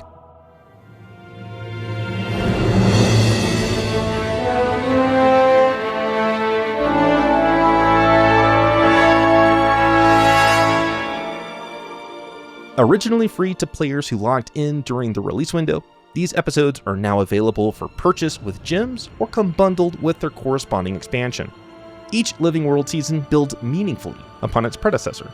Season 2 introduces open world zones with expansive metas, foreshadowing the scale of Heart of Thorns. Season 3 deepens the mastery system. Season 4 unveils new mounts. And Season 5 introduces structured in-game group content. Topics we'll soon explore in detail.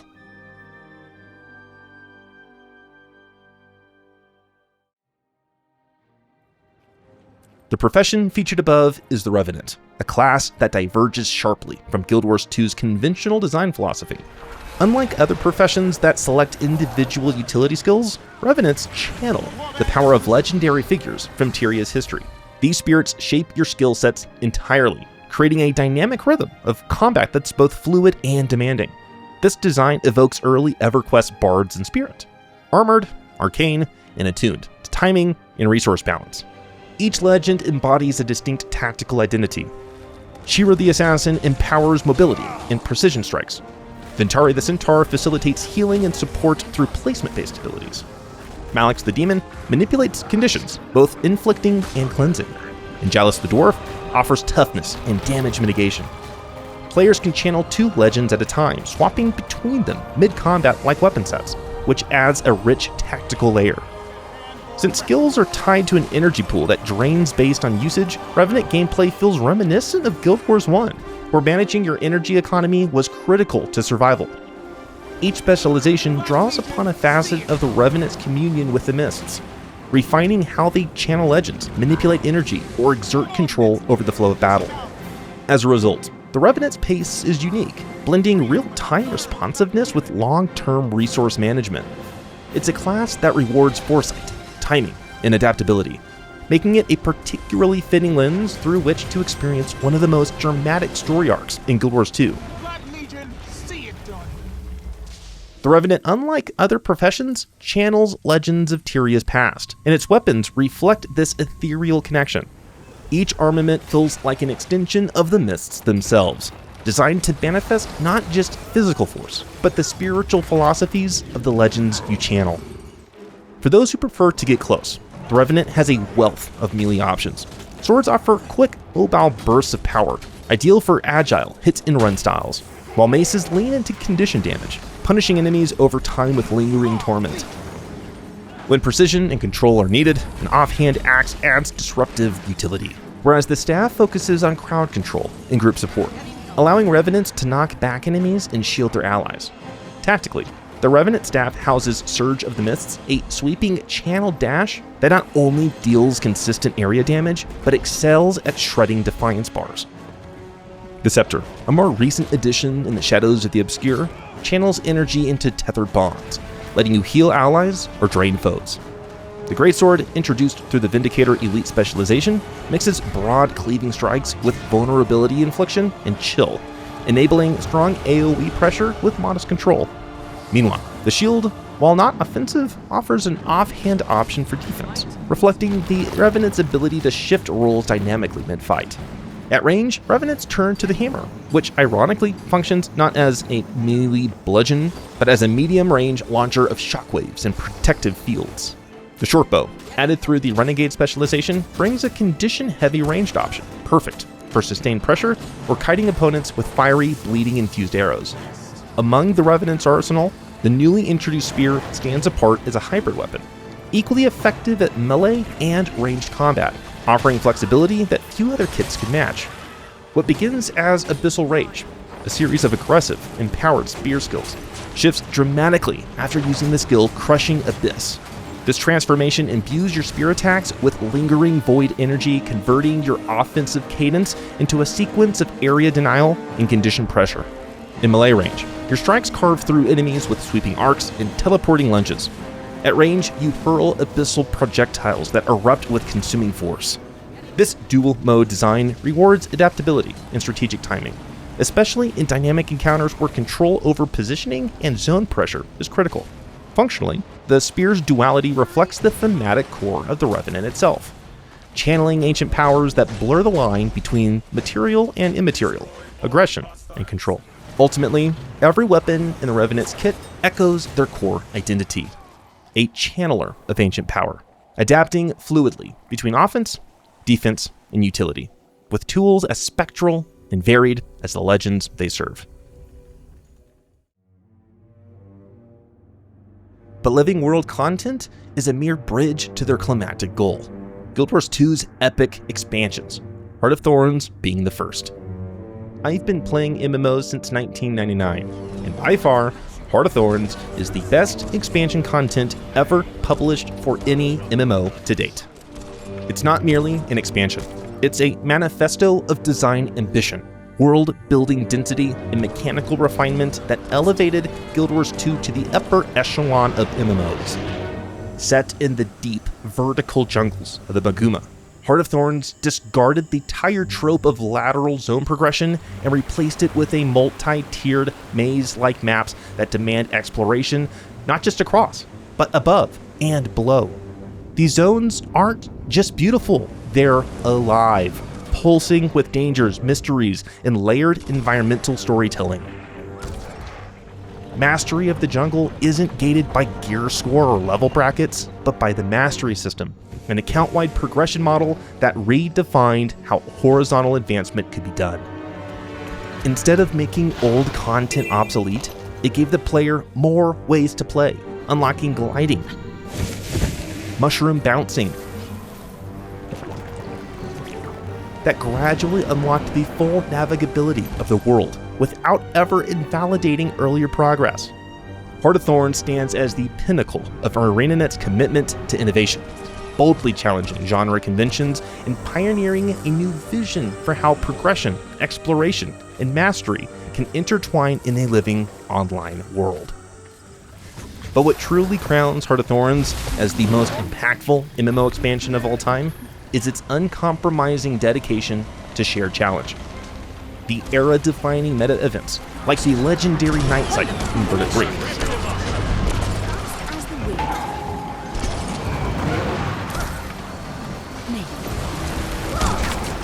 The Battle of Tarir and Auric Basin.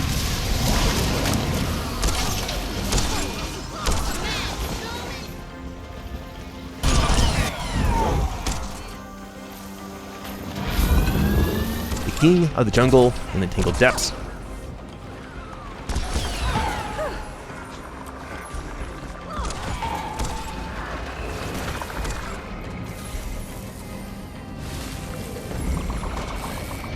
And the Titanic Dragon Stand, where you confront Mordremoth himself.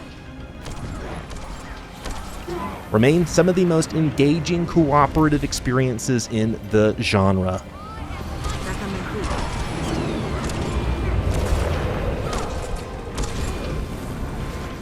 With each map culminating in a zone-wide battle demanding coordination and persistence. Players are drawn together organically, not by dungeon queues or forced instancing, but by a world that feels genuinely endangered, by allies who are tactically necessary. Don't let the creature get away! Up the tree, quickly!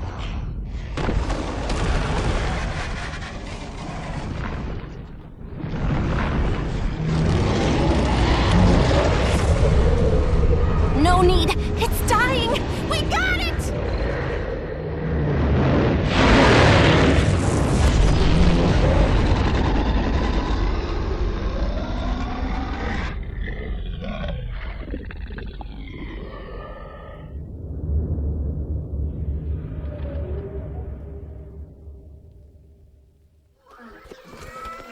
Moreover, its elite specializations add an additional dimension to every combat profession. Fractals received a complete mechanical overhaul. Raids entered the scene with exacting mechanical precision, and narrative beats matured with the tone of war, loss, and resistance.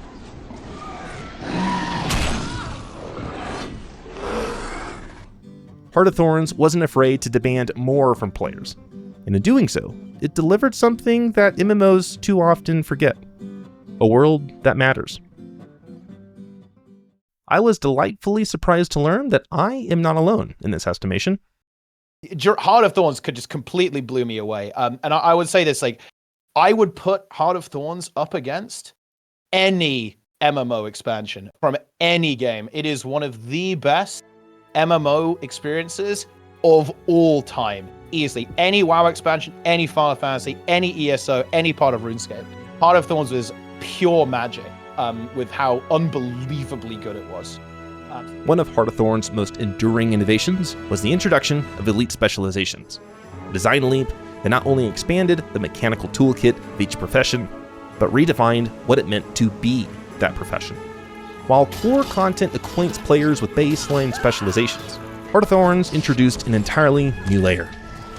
These elite specializations don't merely enhance a profession's identity, they invert, reinterpret, or wholly subvert it, unlocking new weapons, mechanics, and combat philosophies. A Necromancer becomes a Reaper, eschewing ranged control for a deathly scythe and melee devastation. Mesmers evolve into Chronomancers, bending time itself to grant alacrity, speeding up cooldowns for their allies and transforming group play. Guardians become Dragon Hunters, becoming longbow-wielding zealots who trap foes with light and rain vengeance from afar. In the shadow of Mordremoth, the old ways were not enough. To survive what lurked in the jungle, professions had to evolve, transcending into something greater to confront a threat far worse. But it wasn't just individuals that needed to adapt.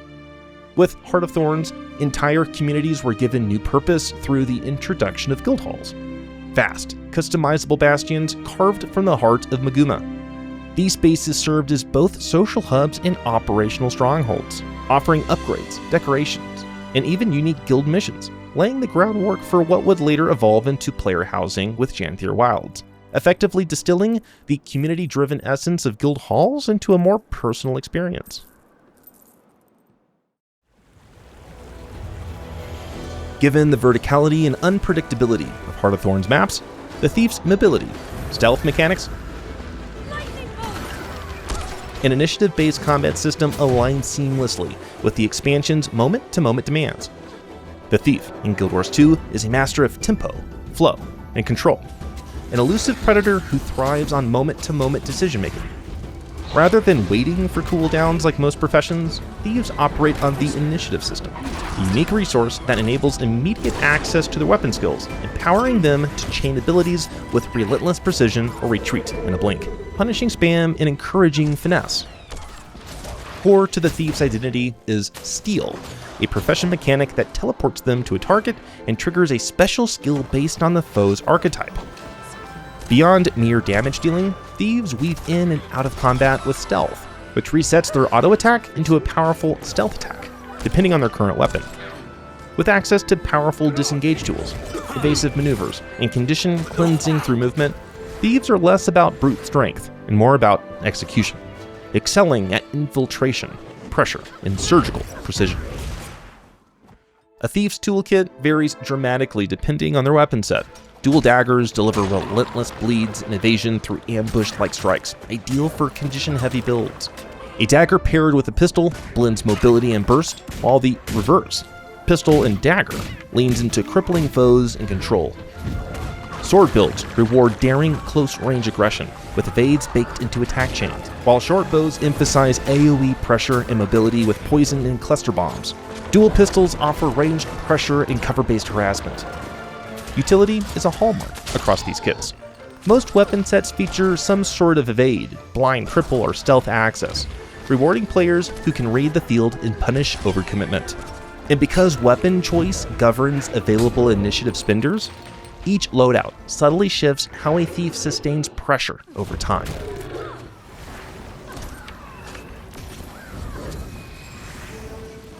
The Deadeye specialization reimagines the thief as a long-ranged assassin, less about fleeting strikes and more about deliberate, high-impact precision.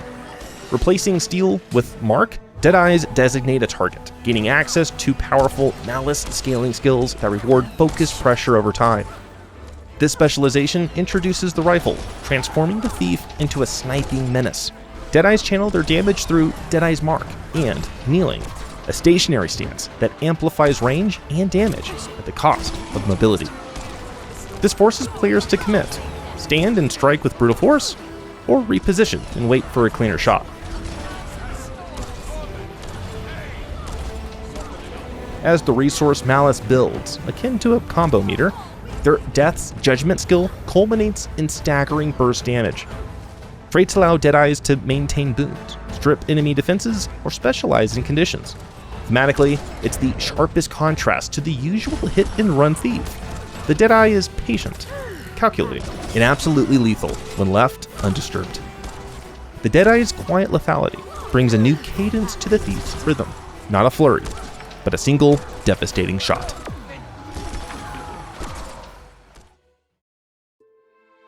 We began our journey with Path of Fire, Guild Wars 2's second expansion, to explore its reshaping of how mounts are experienced in the MMORPG genre.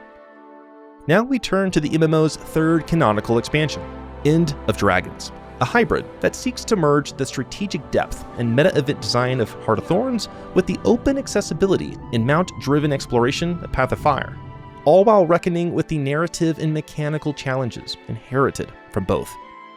Guild Wars 2's End of Dragons reintroduces players to the long, isolated continent of Cantha, a region rich in history and transformed by the innovative use of Dragon Jade, a magical substance that has revolutionized Canthan society, though its acquisition and exploitation reveal a darker underbelly of political control, labor abuse, and unsustainable magical extraction. The expansion unfolds over several distinct zones: the tranquil Xinjie Island, the technologically advanced New Kaining City, the mysterious Echovold Wilds, and the jade-laden Dragon's End. Each area offers unique landscapes and challenges, from navigating neon-lit urban environments to exploring ancient forests and petrified seas. One could argue that the city's bustling heart is a forest of modernity, its skyscrapers the canopy, its alleys the underbrush. The narrative centers on the collapse of the Dragon Cycle, with players confronting the consequences of accumulated magic and the emergence of new threats, culminating in a storyline that reshapes the future of Tyria. As with previous expansions, End of Dragons introduced 9 new elite specializations, bringing the total to 27 across all professions, each redefining how players project their power on the battlefield. Beyond combat, End of Dragons expands the game exploration and utility systems. Players can pilot skiffs, personal watercraft that facilitate group travel over water, and access to fishing, a new feature that includes over 200 species to catch and a dedicated mastery line. The introduction of Jade Bots, customizable companions powered by Dragon Jade, adds another layer of gameplay, offering functions like gliding boosts, personal waypoints, and item scavenging. Additionally, the expansion introduces the Siege Turtle, Guild Wars 2's first multiplayer mount, allowing 2 players to team up, with one controlling movement and the other operating mounted weaponry. These innovations enrich the game's world, providing players with diverse activities and tools to engage with the evolving landscape of Tyria. While End of Dragons successfully borrows the structural strengths of Heart of Thorns and Path of Fire, it struggles to carve out its own innovative identity. Mechanically sound and narratively ambitious, it nonetheless falls short of introducing a bold new design paradigm, marking the unfortunate transition when Guild Wars 2 began to shift from reinventing the genre to sustaining its legacy.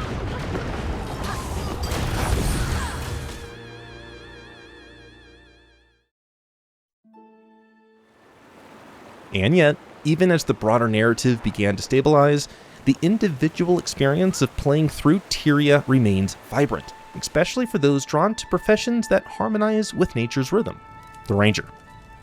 The Ranger in Guild Wars 2 is a profession deeply rooted in harmony with nature, attuned to the wilds of Tyria as both hunter and protector. What sets the ranger apart from all other professions is its persistent animal companion, a loyal pet that fights alongside the player in both PvE and PvP content. This mechanic isn't cosmetic or passive. The pet has its own skill bar, behaviors, and can be controlled through direct commands. Different pets offer different roles, from tanky bears that absorb damage to lightning-fast drakes or birds that specialize in condition damage or crowd control. Rangers can swap between two pets in combat, granting dynamic versatility. Choosing and managing your pets becomes a core part of the ranger's identity, making it a profession that thrives on forethought, synergy, and adaptability. It's one of the most versatile professions in Tyria, second only to the warrior in terms of weapon diversity. Every weapon choice a ranger makes not only defines their own capabilities, but harmonizes or contrasts with their animal companion, creating a duet of positioning, pressure, and utility. At range, rangers are renowned for their longbow, the archetypical weapon of the wilderness. Its skills reward stationary, patient hunters, those who keep enemies at bay with high damage, long cast shots, and traps that punish aggression. In contrast, the shortbow offers mobile harassment, a kit that emphasizes evasion, conditions, and skirmishing, ideal for keeping enemies bleeding, confused, and repositioning. When closing the distance, melee weapon sets allow the ranger to brawl with as much presence as any other frontline class. The greatsword, for instance, is a sweeping, cleaving tool of raw power, with gap closers and whirlwinds that feel surprisingly martial. The sword in the main hand is more surgical, with evasive mobility baked into its strikes, great for those who want to dart in and out while letting the pet apply sustained pressure. Paired with an offhand dagger, it becomes a kit of high mobility and close-range burst, suitable for hit-and-run tactics. The axe, by contrast, is about pressure through repetition, throwing blades in a steady, brutal arc when in the main hand, or generating area denial in the off. Torches grant the ranger fire-themed support or burst potential, synergizing particularly well with condition-focused builds.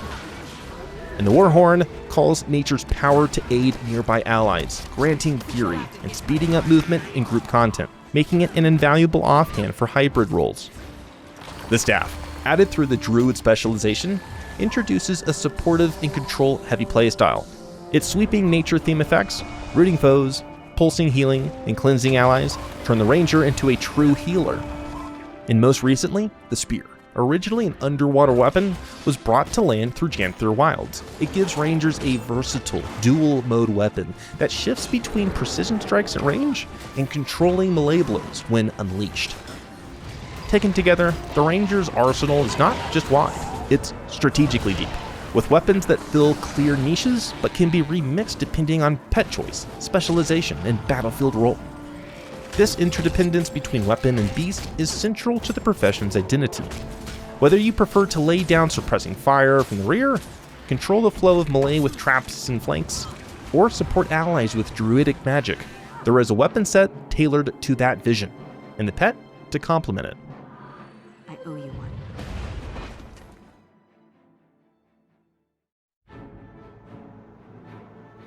As Guild Wars 2 matured, so did its approach to content delivery. The epic feature-defining expansions of Heart of Thorns, Path of Fire, and End of Dragons, each of which introduced elite specializations, sweeping mechanical overhauls, or new modes of traversal, set a high watermark for what constituted an expansion. However, Secrets of the Obscure, released in 2023, and Janthir Wilds, 2024, represent a new category entirely. They're not living world seasons, nor are they full-fledged expansions in the traditional sense. Rather, they are positioned as a hybrid format, streamlined packages of ongoing content that extend the game systems rather than reinventing them. ArenaNet is not innovating with Guild Wars 2 anymore. It's more like, okay, we've got a good thing going on here, we're going to keep it going. This shift reflects ArenaNet's evolving development philosophy. Rather than debuting new professions, elite specializations, or novel progression systems, these releases build upon existing frameworks. Secrets of the Obscure, for example, deepens accessibility to core systems like mounts and masteries. Commander, hop on a sky scale. It's the fastest way up. smoothing out the vertical progression and providing latecomers with earlier access to sky scales, once a heavily gated mount. It also expands weapon access across professions, allowing characters to wield weapons once locked behind elite specializations. Janthir Wilds continues this ethos, refining systems rather than creating new ones, with its most distinctive addition being player housing. Even here, the implementation is more conservative, essentially an evolution of instance guild halls, giving players a personal space with customizable elements, but ironically without the social glue seen in housing systems of other MMOs. Regardless, its content is a continuation of Guild Wars 2's great world building and storytelling. Stuff. You know, I really enjoyed playing through Janthir Wilds and kind of marveling at the world design. It's incredible. You know, the ArenaNet devs never cease to impress with their ability to design compelling worlds and show, tell us incredible stories, right? They do a good job of that. In short, while these newer expansions aren't narratively significant and mechanically generous, they don't seek to redefine the gameplay experience as their predecessors did. Instead, they aim to sustain it, extending the life of the systems introduced in the big 3 canonical expansions, while offering a cadence of content that reflects a more iterative, maintainable development model. Whether this format becomes the future of Guild Wars 2 remains to be seen, but what's clear is that Secrets of the Obscure and Janthir Wilds mark a departure from monumental reinvention, favoring refinement, accessibility, and longevity instead. In this, whether for better or worse, the MMO has entered a kind of ultimate stride, a cadence of content that feels stable, familiar, and sustained. It's an unusual phase for a title once known for upending genre norms, yet one that aligns with the expectation of a live service MMORPG more than a decade into its lifespan. The thing is that Guild Wars 2 has kind of reached its final form, if that makes any sense. And that's kind of what's been going on over the last couple of years with the expansion model and kind of streamlining down like how the game is being developed. And Secrets of the Obscure conjures a world suspended between realms where magical instability transforms the skies into battlegrounds and architecture into arcane fortresses. Among its strongest offerings are 2 standout meta events that test coordination and cooperation across vertical and shifting landscapes. In Omnitas, bastions aligned to celestial domains come under siege in synchronized waves. The objective: defend 6 distinct sanctums, each with its own hazards and elite threats, before culminating in a final push to reclaim the zone's magical core. Coordination across multiple fronts becomes essential as increasingly aggressive foes attempt to overrun the defenses. By contrast, the meta event in Inner Neos unfolds as an escalating assault into corrupted territory, marked by the disabling of pylons, airborne interceptions, and a final confrontation against nightmarish entities empowered by the Void. Combat unfolds in both terrestrial and aerial phases, requiring control over space, timing, and group synergy. These meta events elevate Secrets of the Obscure's endgame by delivering layered challenges with high mechanical stakes and thematic cohesion. Additionally, to bridge the gap between casual play and aspirational content, ArenaNet introduced Convergences, large-scale instance encounters designed to offer a new tier of group content that complements existing PvE systems while providing fresh challenges for coordinated squads. Still more, the Wizard's Vault, introduced with Secrets of the Obscure, replaces Guild Wars 2 legacy daily login system with a unified, account-wide objective tracker and reward hub. The Wizard's Vault turns routine logins into meaningful progression and meaningful reward selection, modernizing the reward cadence without penalizing players who engage with the game on their own terms.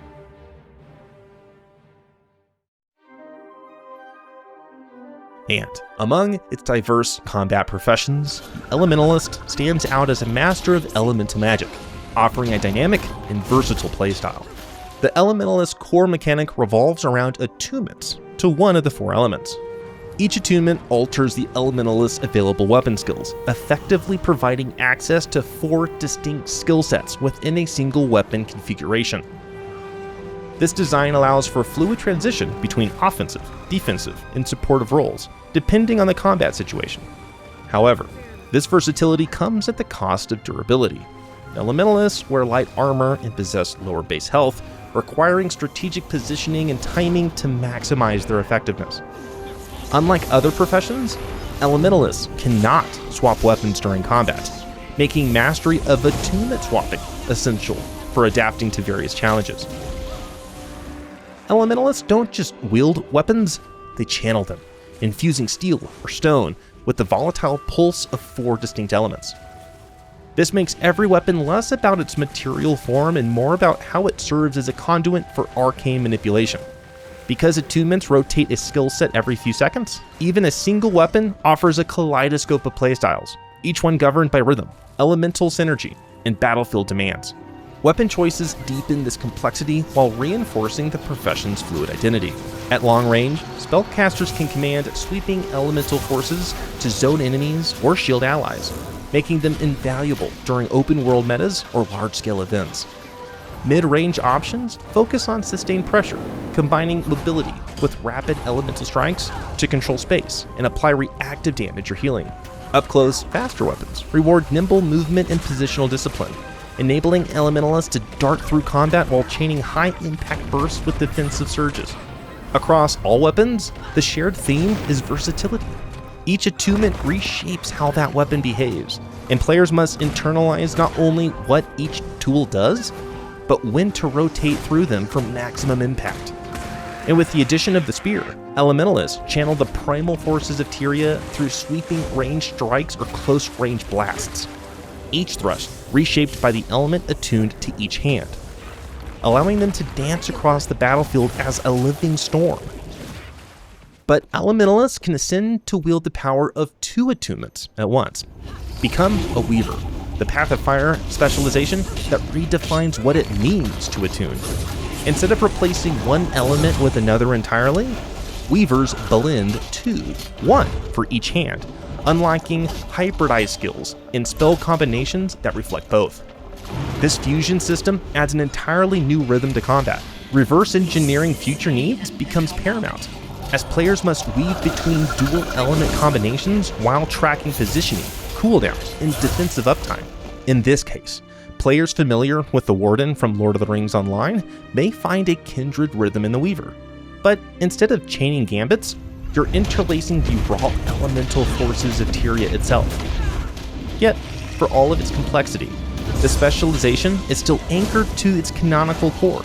Players may still fully commit to a single element if needed, ensuring the class doesn't lose its clarity amidst the depth. The result is a profession that is both expressive and demanding, requiring foresight, reaction, and flow. For those drawn to the artistry of magic, the Elementalist isn't just a caster. It's a dance of decision-making. Its arsenal is defined not by raw power alone, but by the ability to adapt, blend, and sequence the battlefield into a flowing current of elemental force. With the Weaver, that current becomes a torrent. It's not a profession for the idle, but for the attuned.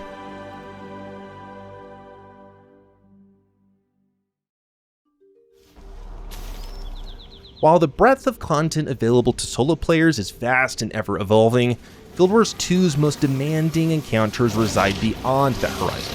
Content deliberately designed not for the Wanderer, but for the Warband.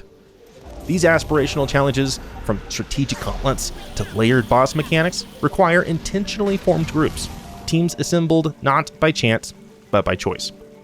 The endgame isn't a destination, it's a constellation of experiences, each orbiting a different axis of design philosophy. From ancient ruins to shattered time loops, from dragon shadows to the edge of reality itself, the game offers not one path forward, but many. Long before the rise of multiversal anomalies, the call to challenge first came from within the land's deepest catacombs. Dungeons were Guild Wars 2's inaugural answer to traditional group content, small team forays that intertwined personal narrative with branching combat encounters. Structured around story and path-based explorations, they served not as just a test of coordination, but as living chapters in the destinies of Tyria's early champions. Guild Wars 2's LFG tool may tempt curious adventurers to queue for dungeons, though many veterans now coordinate through external platforms like Discord. Still, should you post a group and signal your intent, you'll often find willing companions. Yet time, ever the great tide, swept them aside, not for lack of elegance, but to make way for something more modular, scalable, and enduring. Fractals emerged from the mist to fill that void, not merely as successors, but as distillations of Tyria's fractured memory. Each fractal is a self-contained echo, drawing from across the game's temporal and thematic breadth. Unlike the relatively static path-based challenges of dungeons, fractals offer a dynamic climb, scaling in difficulty and complexity as players ascend through the mists. Each tier introduces new mechanics, modifiers, and expectations, making them a versatile proving ground for those seeking to sharpen their skills in structured, bite-sized encounters. For many, this ascent is where mastery truly begins, as ascended equipment becomes increasingly required, a topic to which we'll soon return. But some of Tyria's greatest challenges aren't in the mists. Raids stand as Guild Wars 2's highest expression of coordinated challenge, multi-winged gauntlets that test more than just reflexes or builds. As Tyria's first answer to traditional MMO raiding, these encounters pushed boundaries with intricate mechanics and punishing fail states. Yet brilliance without scaffolding often burns in isolation. And so, despite their design sophistication, raids have flickered into a niche status, sustained primarily by static teams and a dedicated minority of veterans. In fact, the proportion of players engaging with raids is unfortunately small. Yeah, that all comes down to the fundamentals on what Guild Wars 2 was created, like more casual audiences. And if you look at the numbers, you mentioned it briefly already, that there was just a small percentage of players that actually does raids. I mean, I don't know exactly what the stats are, but I want to say something like less than 5% of the player base actually play kind of, endgame raids, strikes, etc. Having more players in that content can only be a good thing, because to me, they're really interesting, they're really fun. So why not make more people get interested in it? Part of this problem stems from its visibility, or lack thereof. Potential raiders from other MMOs may not even know they exist in Guild Wars 2 due to poor external marketing. If you ask a WoW player or a Final Fantasy player, if you say, hey, did you guys know that Guild Wars 2 has really hard raids? They'd go, what? Internally, the issue is compounded by a world that rarely insists players master their class. Without that expectation, the on-ramp to group content is steep, unmarked, and for many, insurmountable. Right, because the game's never taught you anything, and that's a fundamental issue of Guild Wars 2, is that it basically doesn't even tell you that you've got a /wiki commands to find out everything about the game, and it just throws everything at you and expects you to engage enough to figure everything out for yourself. Fortunately, the community has responded. Veteran players frequently host training sessions to guide the uninitiated through the fundamentals. I teach, once in a while, I teach rotation training. And I can pull a completely new player, in terms of rating, completely, never seen a rotation before. I can make them do 80% of the benchmark within 30 minutes of, just practicing. That's how much effort it takes to, figure out what you actually need to do in terms of, if you're, a DPS, then you're actually doing your role's, job. Tools like Wingman were created precisely for this reason, to help players understand not just their profession, but their role within a team.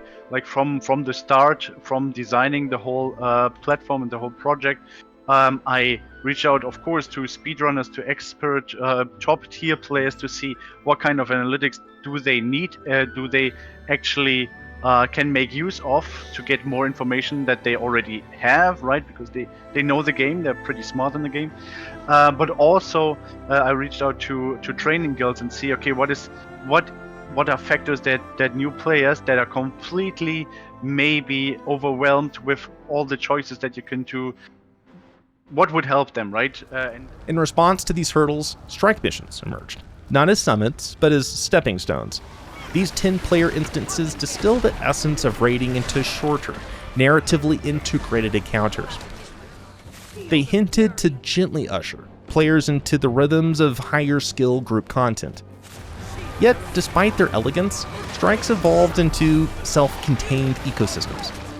Rather than bridging the gap to raids, they reinforced their own loop, rewarding familiarity over aspiration and comfort over challenge. I think they did a good job at like getting like very casual people into somewhat structured 10-man content that they can just dive in without like training or like without really having a fitting build for it.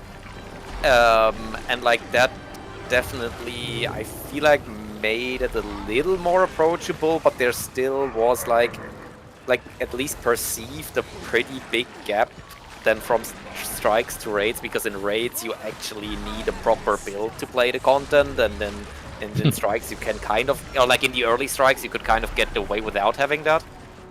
Into this fragmented tapestry of aspirational content stepped a newer form, Convergences, drawing from the spectacle of open world metas, but transplanting them into private instances. These 50-player incursions bridge the gap between chaos and choreography. Here, players face the same apocalyptic threats seen in the wilds, but with deliberate pacing, clear roles, and an enforced structure. Whether they elevate player skill or simply distill the best of spectacle into repeatable format remains a point of contention. But what is certain is that they reflect ArenaNet's continued interest in creating scalable, cooperative combat scenarios. Together, these content types form a mosaic, not of perfect progression, but of persistent experimentation. Each system reveals a philosophy of design. Dungeons as branching narrative, fractals as skill ladders, raids as aspirational heights, strikes as accessible trials, and convergences as collaborative spectacle.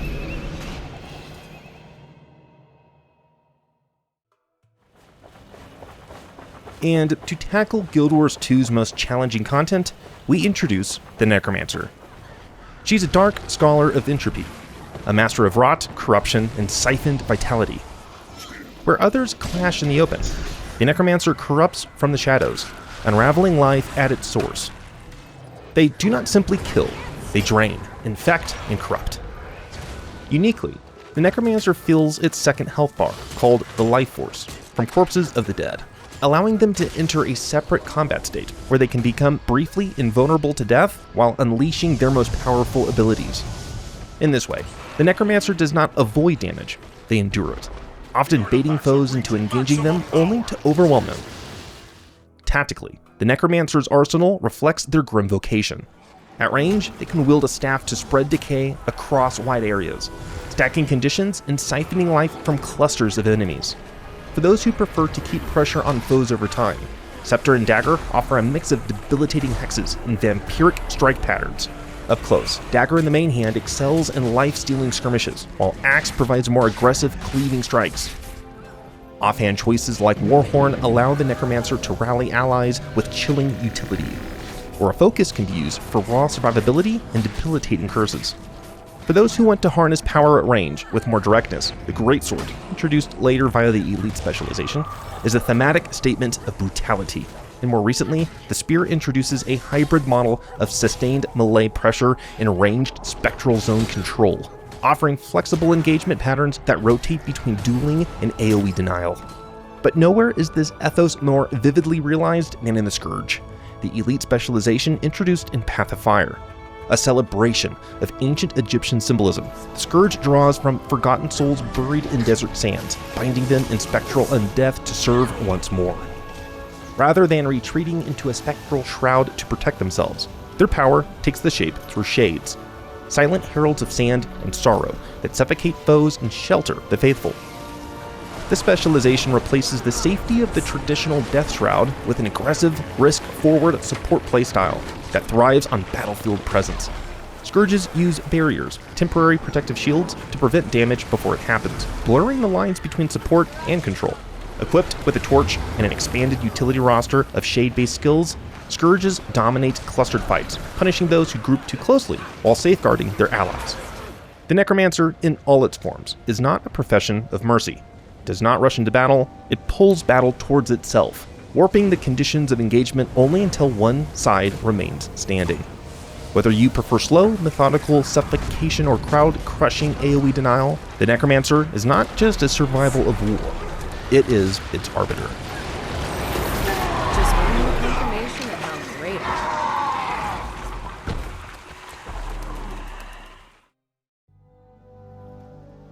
You may be asking yourself, How do you prepare for life at level 80? Whether your aim is to outfit your character with high-performance gear or earn coin through the economy, crafting offers a compelling answer. Guild Wars 2 features 10 crafting disciplines, ranging from weapon and armor smithing to more domestic trades like cooking and furnishing. You'll begin by gathering raw materials through open-world harvesting, salvaging dropped gear, or purchasing them on the trading post. Items looted from enemies often come in containers, and these should always be opened first before being sold or salvaged. Over time, you'll develop a mental catalog of which materials are worth selling and which are better kept for crafting progression. You can level a crafting discipline either by producing known recipes or, more efficiently, through the discovery system. Here, you'll manually combine components in the crafting interface to unlock new item blueprints, granting substantial experience boosts for each discovery. Each character can learn 2 disciplines at a time, though additional slots can be unlocked for a fee. For returning or multi-character players, Guild Wars 2 offers crafting experience bonuses that stack over time, accelerating your path to max level. But crafting doesn't end at 500. In typical Guild Wars 2 fashion, vertical crafting progression is de-emphasized in favor of horizontal depth. Many powerful or visually unique recipes are locked behind zone currencies, earned by participating in map metas, completing hearts, or trading with vendors in expansion zones. This system nudges players into the broader world, blending gameplay with economy and ensuring that crafting remains tied to exploration. And if you prefer efficiency, the community-built site GW2 Efficiency allows you to import your account's API key, generating optimal crafting routes tailored to your current materials and goals. Mastering crafting won't just save you money, it'll teach you how Tyria's economy functions, turning you into a better player, trader, and planner.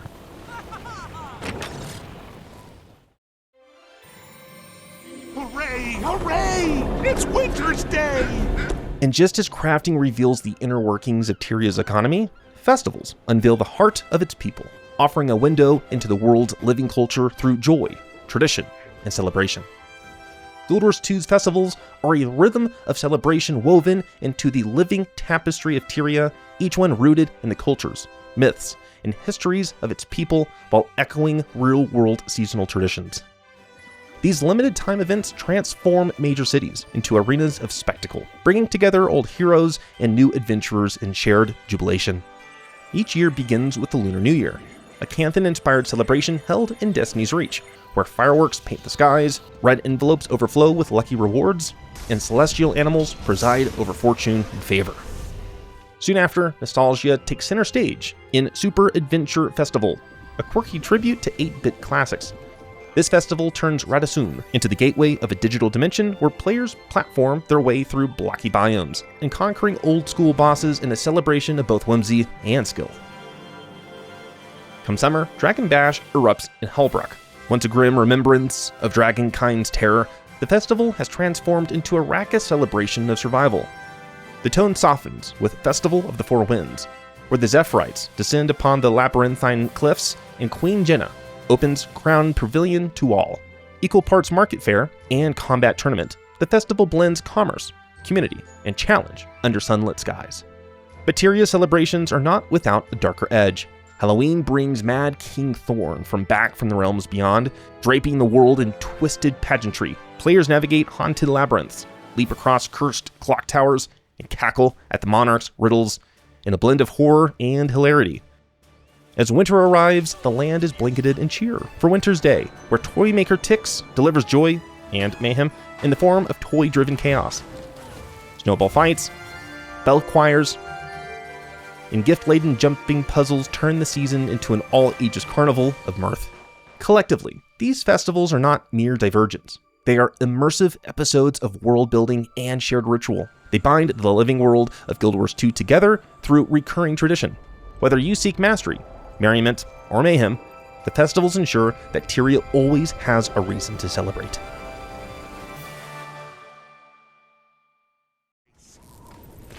We've got to thaw his heart and give him back the cheer of Winter's Day. While Tyria's festivals offer levity, cheer, and community celebration, the battlefield demands something far more calculated. The engineer, a profession defined not by spells or swords, but by intellect, invention, and explosive ingenuity. Thematically, it serves as the physical counterpart to the Elementalist, where one shifts attunements, the other shifts toolkits. Both represent high-complexity professions defined by versatility and timing. Despite having access to fewer weapon sets than most professions, the engineer compensates with the deepest bench of utility kits in the game. Each kit, be it for grenades, bombs, elixirs, turrets, or tools, replaces the weapon bar entirely, acting as an alternate loadout with unique skills and cooldowns. This transforms combat into a fluid sequence of gear swaps and situational choices. Traditional weapons like rifles emphasize mid-range burst and control. Shields add defensive utility, particularly useful when kiting or surviving attrition-heavy encounters. The profession's complexity lies not in selecting the right tool for the job, but executing rotations that demand foresight and improvisation. For engineers, the spear becomes a calculated extension of their battlefield intellect, condition-laced strikes, and shifting dynamically between mid-range suppression and disruptive close-quarters tactics, turning every moment into a precision-calibrated assault. The Holosmith fuses the blazing fury of a Super Saiyan with the weaponized grace of a Jedi Knight, projecting pure light into form and wielding it with precision only an engineer can master. This Path of Fire elite specialization introduces the Photon Forge, an alternate mode that grants a new set of high damage abilities, but at a cost. As you overheat, you risk self-damage and shutdown, adding a razor's edge to your decision-making.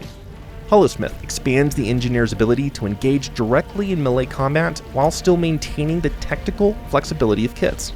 In sum, if the Elementalist is a spellcrafter dancing between natural forces, the engineer is a battlefield strategist weaving together munitions, tech, and ingenuity.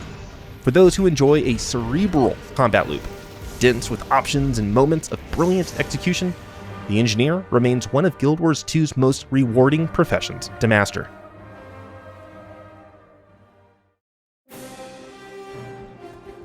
I saved Guild Wars 2's PvP for last, not because it lacks depth or importance, but because it stands apart from the game's overworld experience. Fully separate, entirely optional, yet equally accessible. Like its predecessor, Guild Wars 1, PvP requires no leveling. You jump in immediately with access to a full suite of max level tools, though elite specializations must still be unlocked by owning their respective expansions. Quick tip, even if you haven't trained an elite specialization in PvE, it's still fully accessible in PvP, allowing you to experiment with every combat option without the grind. And while Guild Wars 2 excels at enabling competitive cooperation, it's hard not to note the lingering irony.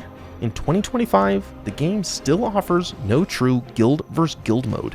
Share with me your thoughts on the built-in irony of Guild Wars 2 not having Guild Wars. Oh, yeah, so that was yeah, that's quite ironic, isn't it? I have thought about... That said, Guild Wars 2 provides a robust set of PvP experiences across several distinct modes, each tailored to different preferences. Structured PvP offers fast-paced, team-based combat, where all players are scaled to level 80 and given access to a complete PvP build system, independent from PvE progression. Here, players enter on even footing, competing in formats like unranked and ranked arenas, Stronghold, and automated tournaments. Rewards flow through dedicated PvP tracks and leaderboards. Conquest is the primary structured PvP mode. 2 teams of 5 battle across 3 capture points on thematic maps, earning points by holding territory and securing kills. The first team to 500 points wins, making objective control and battlefield awareness key to victory. Stronghold, by contrast, leans into MOBA-like elements. Players gather supplies to summon NPC-like archers and doorbreakers, who push towards the enemy's fortress. The goal is to breach the gates and defeat the opposing team's lord, blending lane-based strategy with traditional PvP combat. World vs. World channels large-scale, siege-centric warfare across sprawling maps, where 3 entire servers battle for control. Drawing inspiration from the likes of Dark Age of Camelot, World vs. World combines PvE and PvP elements. Forts must be assaulted, supply lines guarded, and enemy raids repelled. The experience is dynamic and emergent, supporting everything from roaming duels to massive coordinated zergs. You'll also notice that some of your skills behave differently in World vs. World than they do in PvE. Just as in Guild Wars 1, certain abilities are rebalanced specifically for competitive play. This tries to ensure a healthier metagame, but it also means you'll want to review your build before diving in. Additionally, your Warclaw mount comes equipped with new abilities tailored for PvP, offering a distinct advantage for siege play and battlefield maneuvering that differ from its open world functionality. Moreover, there's a dedicated PvP lobby, effectively a fully functional city tailored for competitive preparation. Within this instant space, you'll find everything from vendors and siege tools to duel-ready arenas. Most notably, players can spar against training golems or engage with specialized NPCs designed to mimic specific combat professions, allowing you to study enemy patterns, test damage output, and refine your build, all without the stress of live combat. Ultimately, Guild Wars 2's PvP is a suite of layered systems rather than a singular mode. Whether you're a duelist hungry for ranked prestige, a strategist plotting siege routes in World vs. World, or someone who just wants to throw a snowball for sport, there's room to engage on your terms, even if that term is never.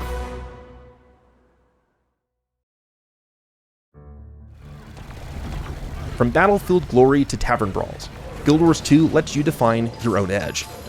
But if misdirection, manipulation, and mastery of time itself sound like your kind of fight, then one profession stands apart in both form and philosophy. The Mesmer is Guild Wars 2's illusionist, equal parts enchanter, trickster, and reality bender. Unlike other professions that confront danger head-on, Mesmers disorient and manipulate, turning the tide of battle through deception and control. Their defining mechanic involves the creation of illusions, either clones that mimic their weapon skills or phantoms that deal unique damage. A Mesmer isn't just in the fight, they choreograph it. Weapon choice plays a critical role in how this performance unfolds. Mesmers can shape their combat style to suit either trickery from afar or sustained disruption up close. At range, the staff becomes a zone control tool, projecting ethereal marks and illusions that pressure and wear down opponents. Scepters and torches form the backbone of conditioned builds, spreading confusion and torment while dancing just out of reach. Melee weapons like the sword emphasize tempo and mobility, weaving in rapid, phantasmal attacks and elusive movement. Greatsword, despite its size, is not a brute force weapon here, but a ranged option for cleaving multiple foes with spatial distortion. Offhands like the Focus and Pistol add utility and control, turning engagements into puzzles rather than brute brawls.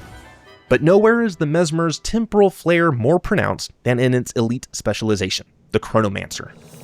Introduced in Heart of Thorns, the Chronomancer bends time itself as a weapon. Coupled with shield usage, the Chronomancer is a master of phase-shifted presence, delivering battlefield control that few can match. Where core Mesmers thrive on illusion and trickery, Chronomancers anchor their chaos with precision, weaponizing time itself to multiply options, double casts, and reverse what should have been irreversible.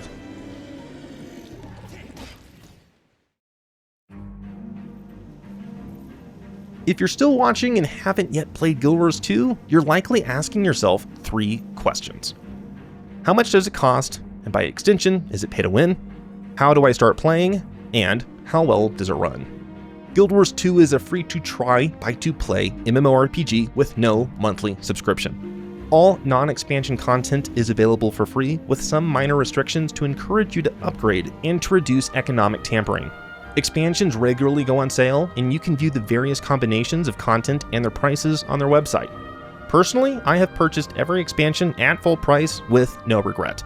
Guild Wars 2's monetization model is often debated, but in my earlier coverage, I coined the term pay to help to better reflect how it operates. Unlike many MMOs, Guild Wars 2 is fundamentally collaborative, not competitive. In PvP, stats are normalized, so no one gains an advantage from spending money. In PvE, any investment into your character ultimately benefits others.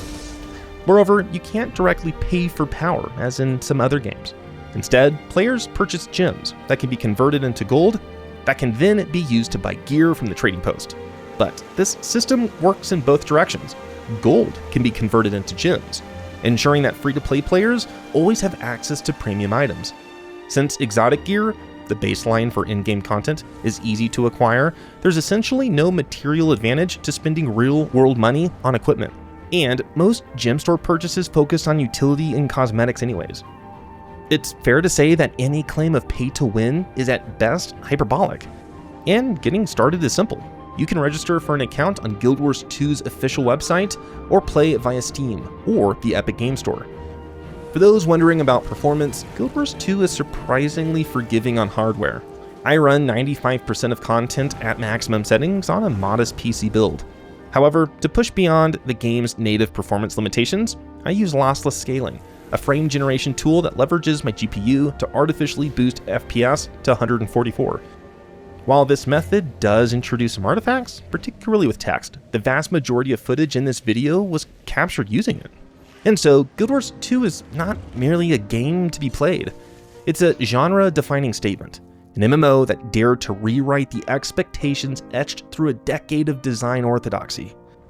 Across our exploration, we've seen how its systems subvert predictability, how personal stories reset railroading, how professions dissolve rigid roles in favor of fluid potential, how open world metas transform strangers into comrades without ever forcing a party invite. Whether through dynamic world events, skillful class design, aspirational group content, or the living tapestry of its community, Guild Wars 2 reminds us that innovation in MMORPGs is not just about novelty. It's about integration, about building a world that respawns, challenges, and elevates those who choose to inhabit it. As we conclude this chapter, one truth is self-evident. Guild Wars 2 didn't just learn from its predecessors. It questioned them, improved upon them, and offered a compelling answer to what the MMO could become. And while its stride today may be more predictable than its innovative early steps, its impact remains unmistakable, enduring, and well worth remembering. Thanks for watching, and subscribe for more MMO content.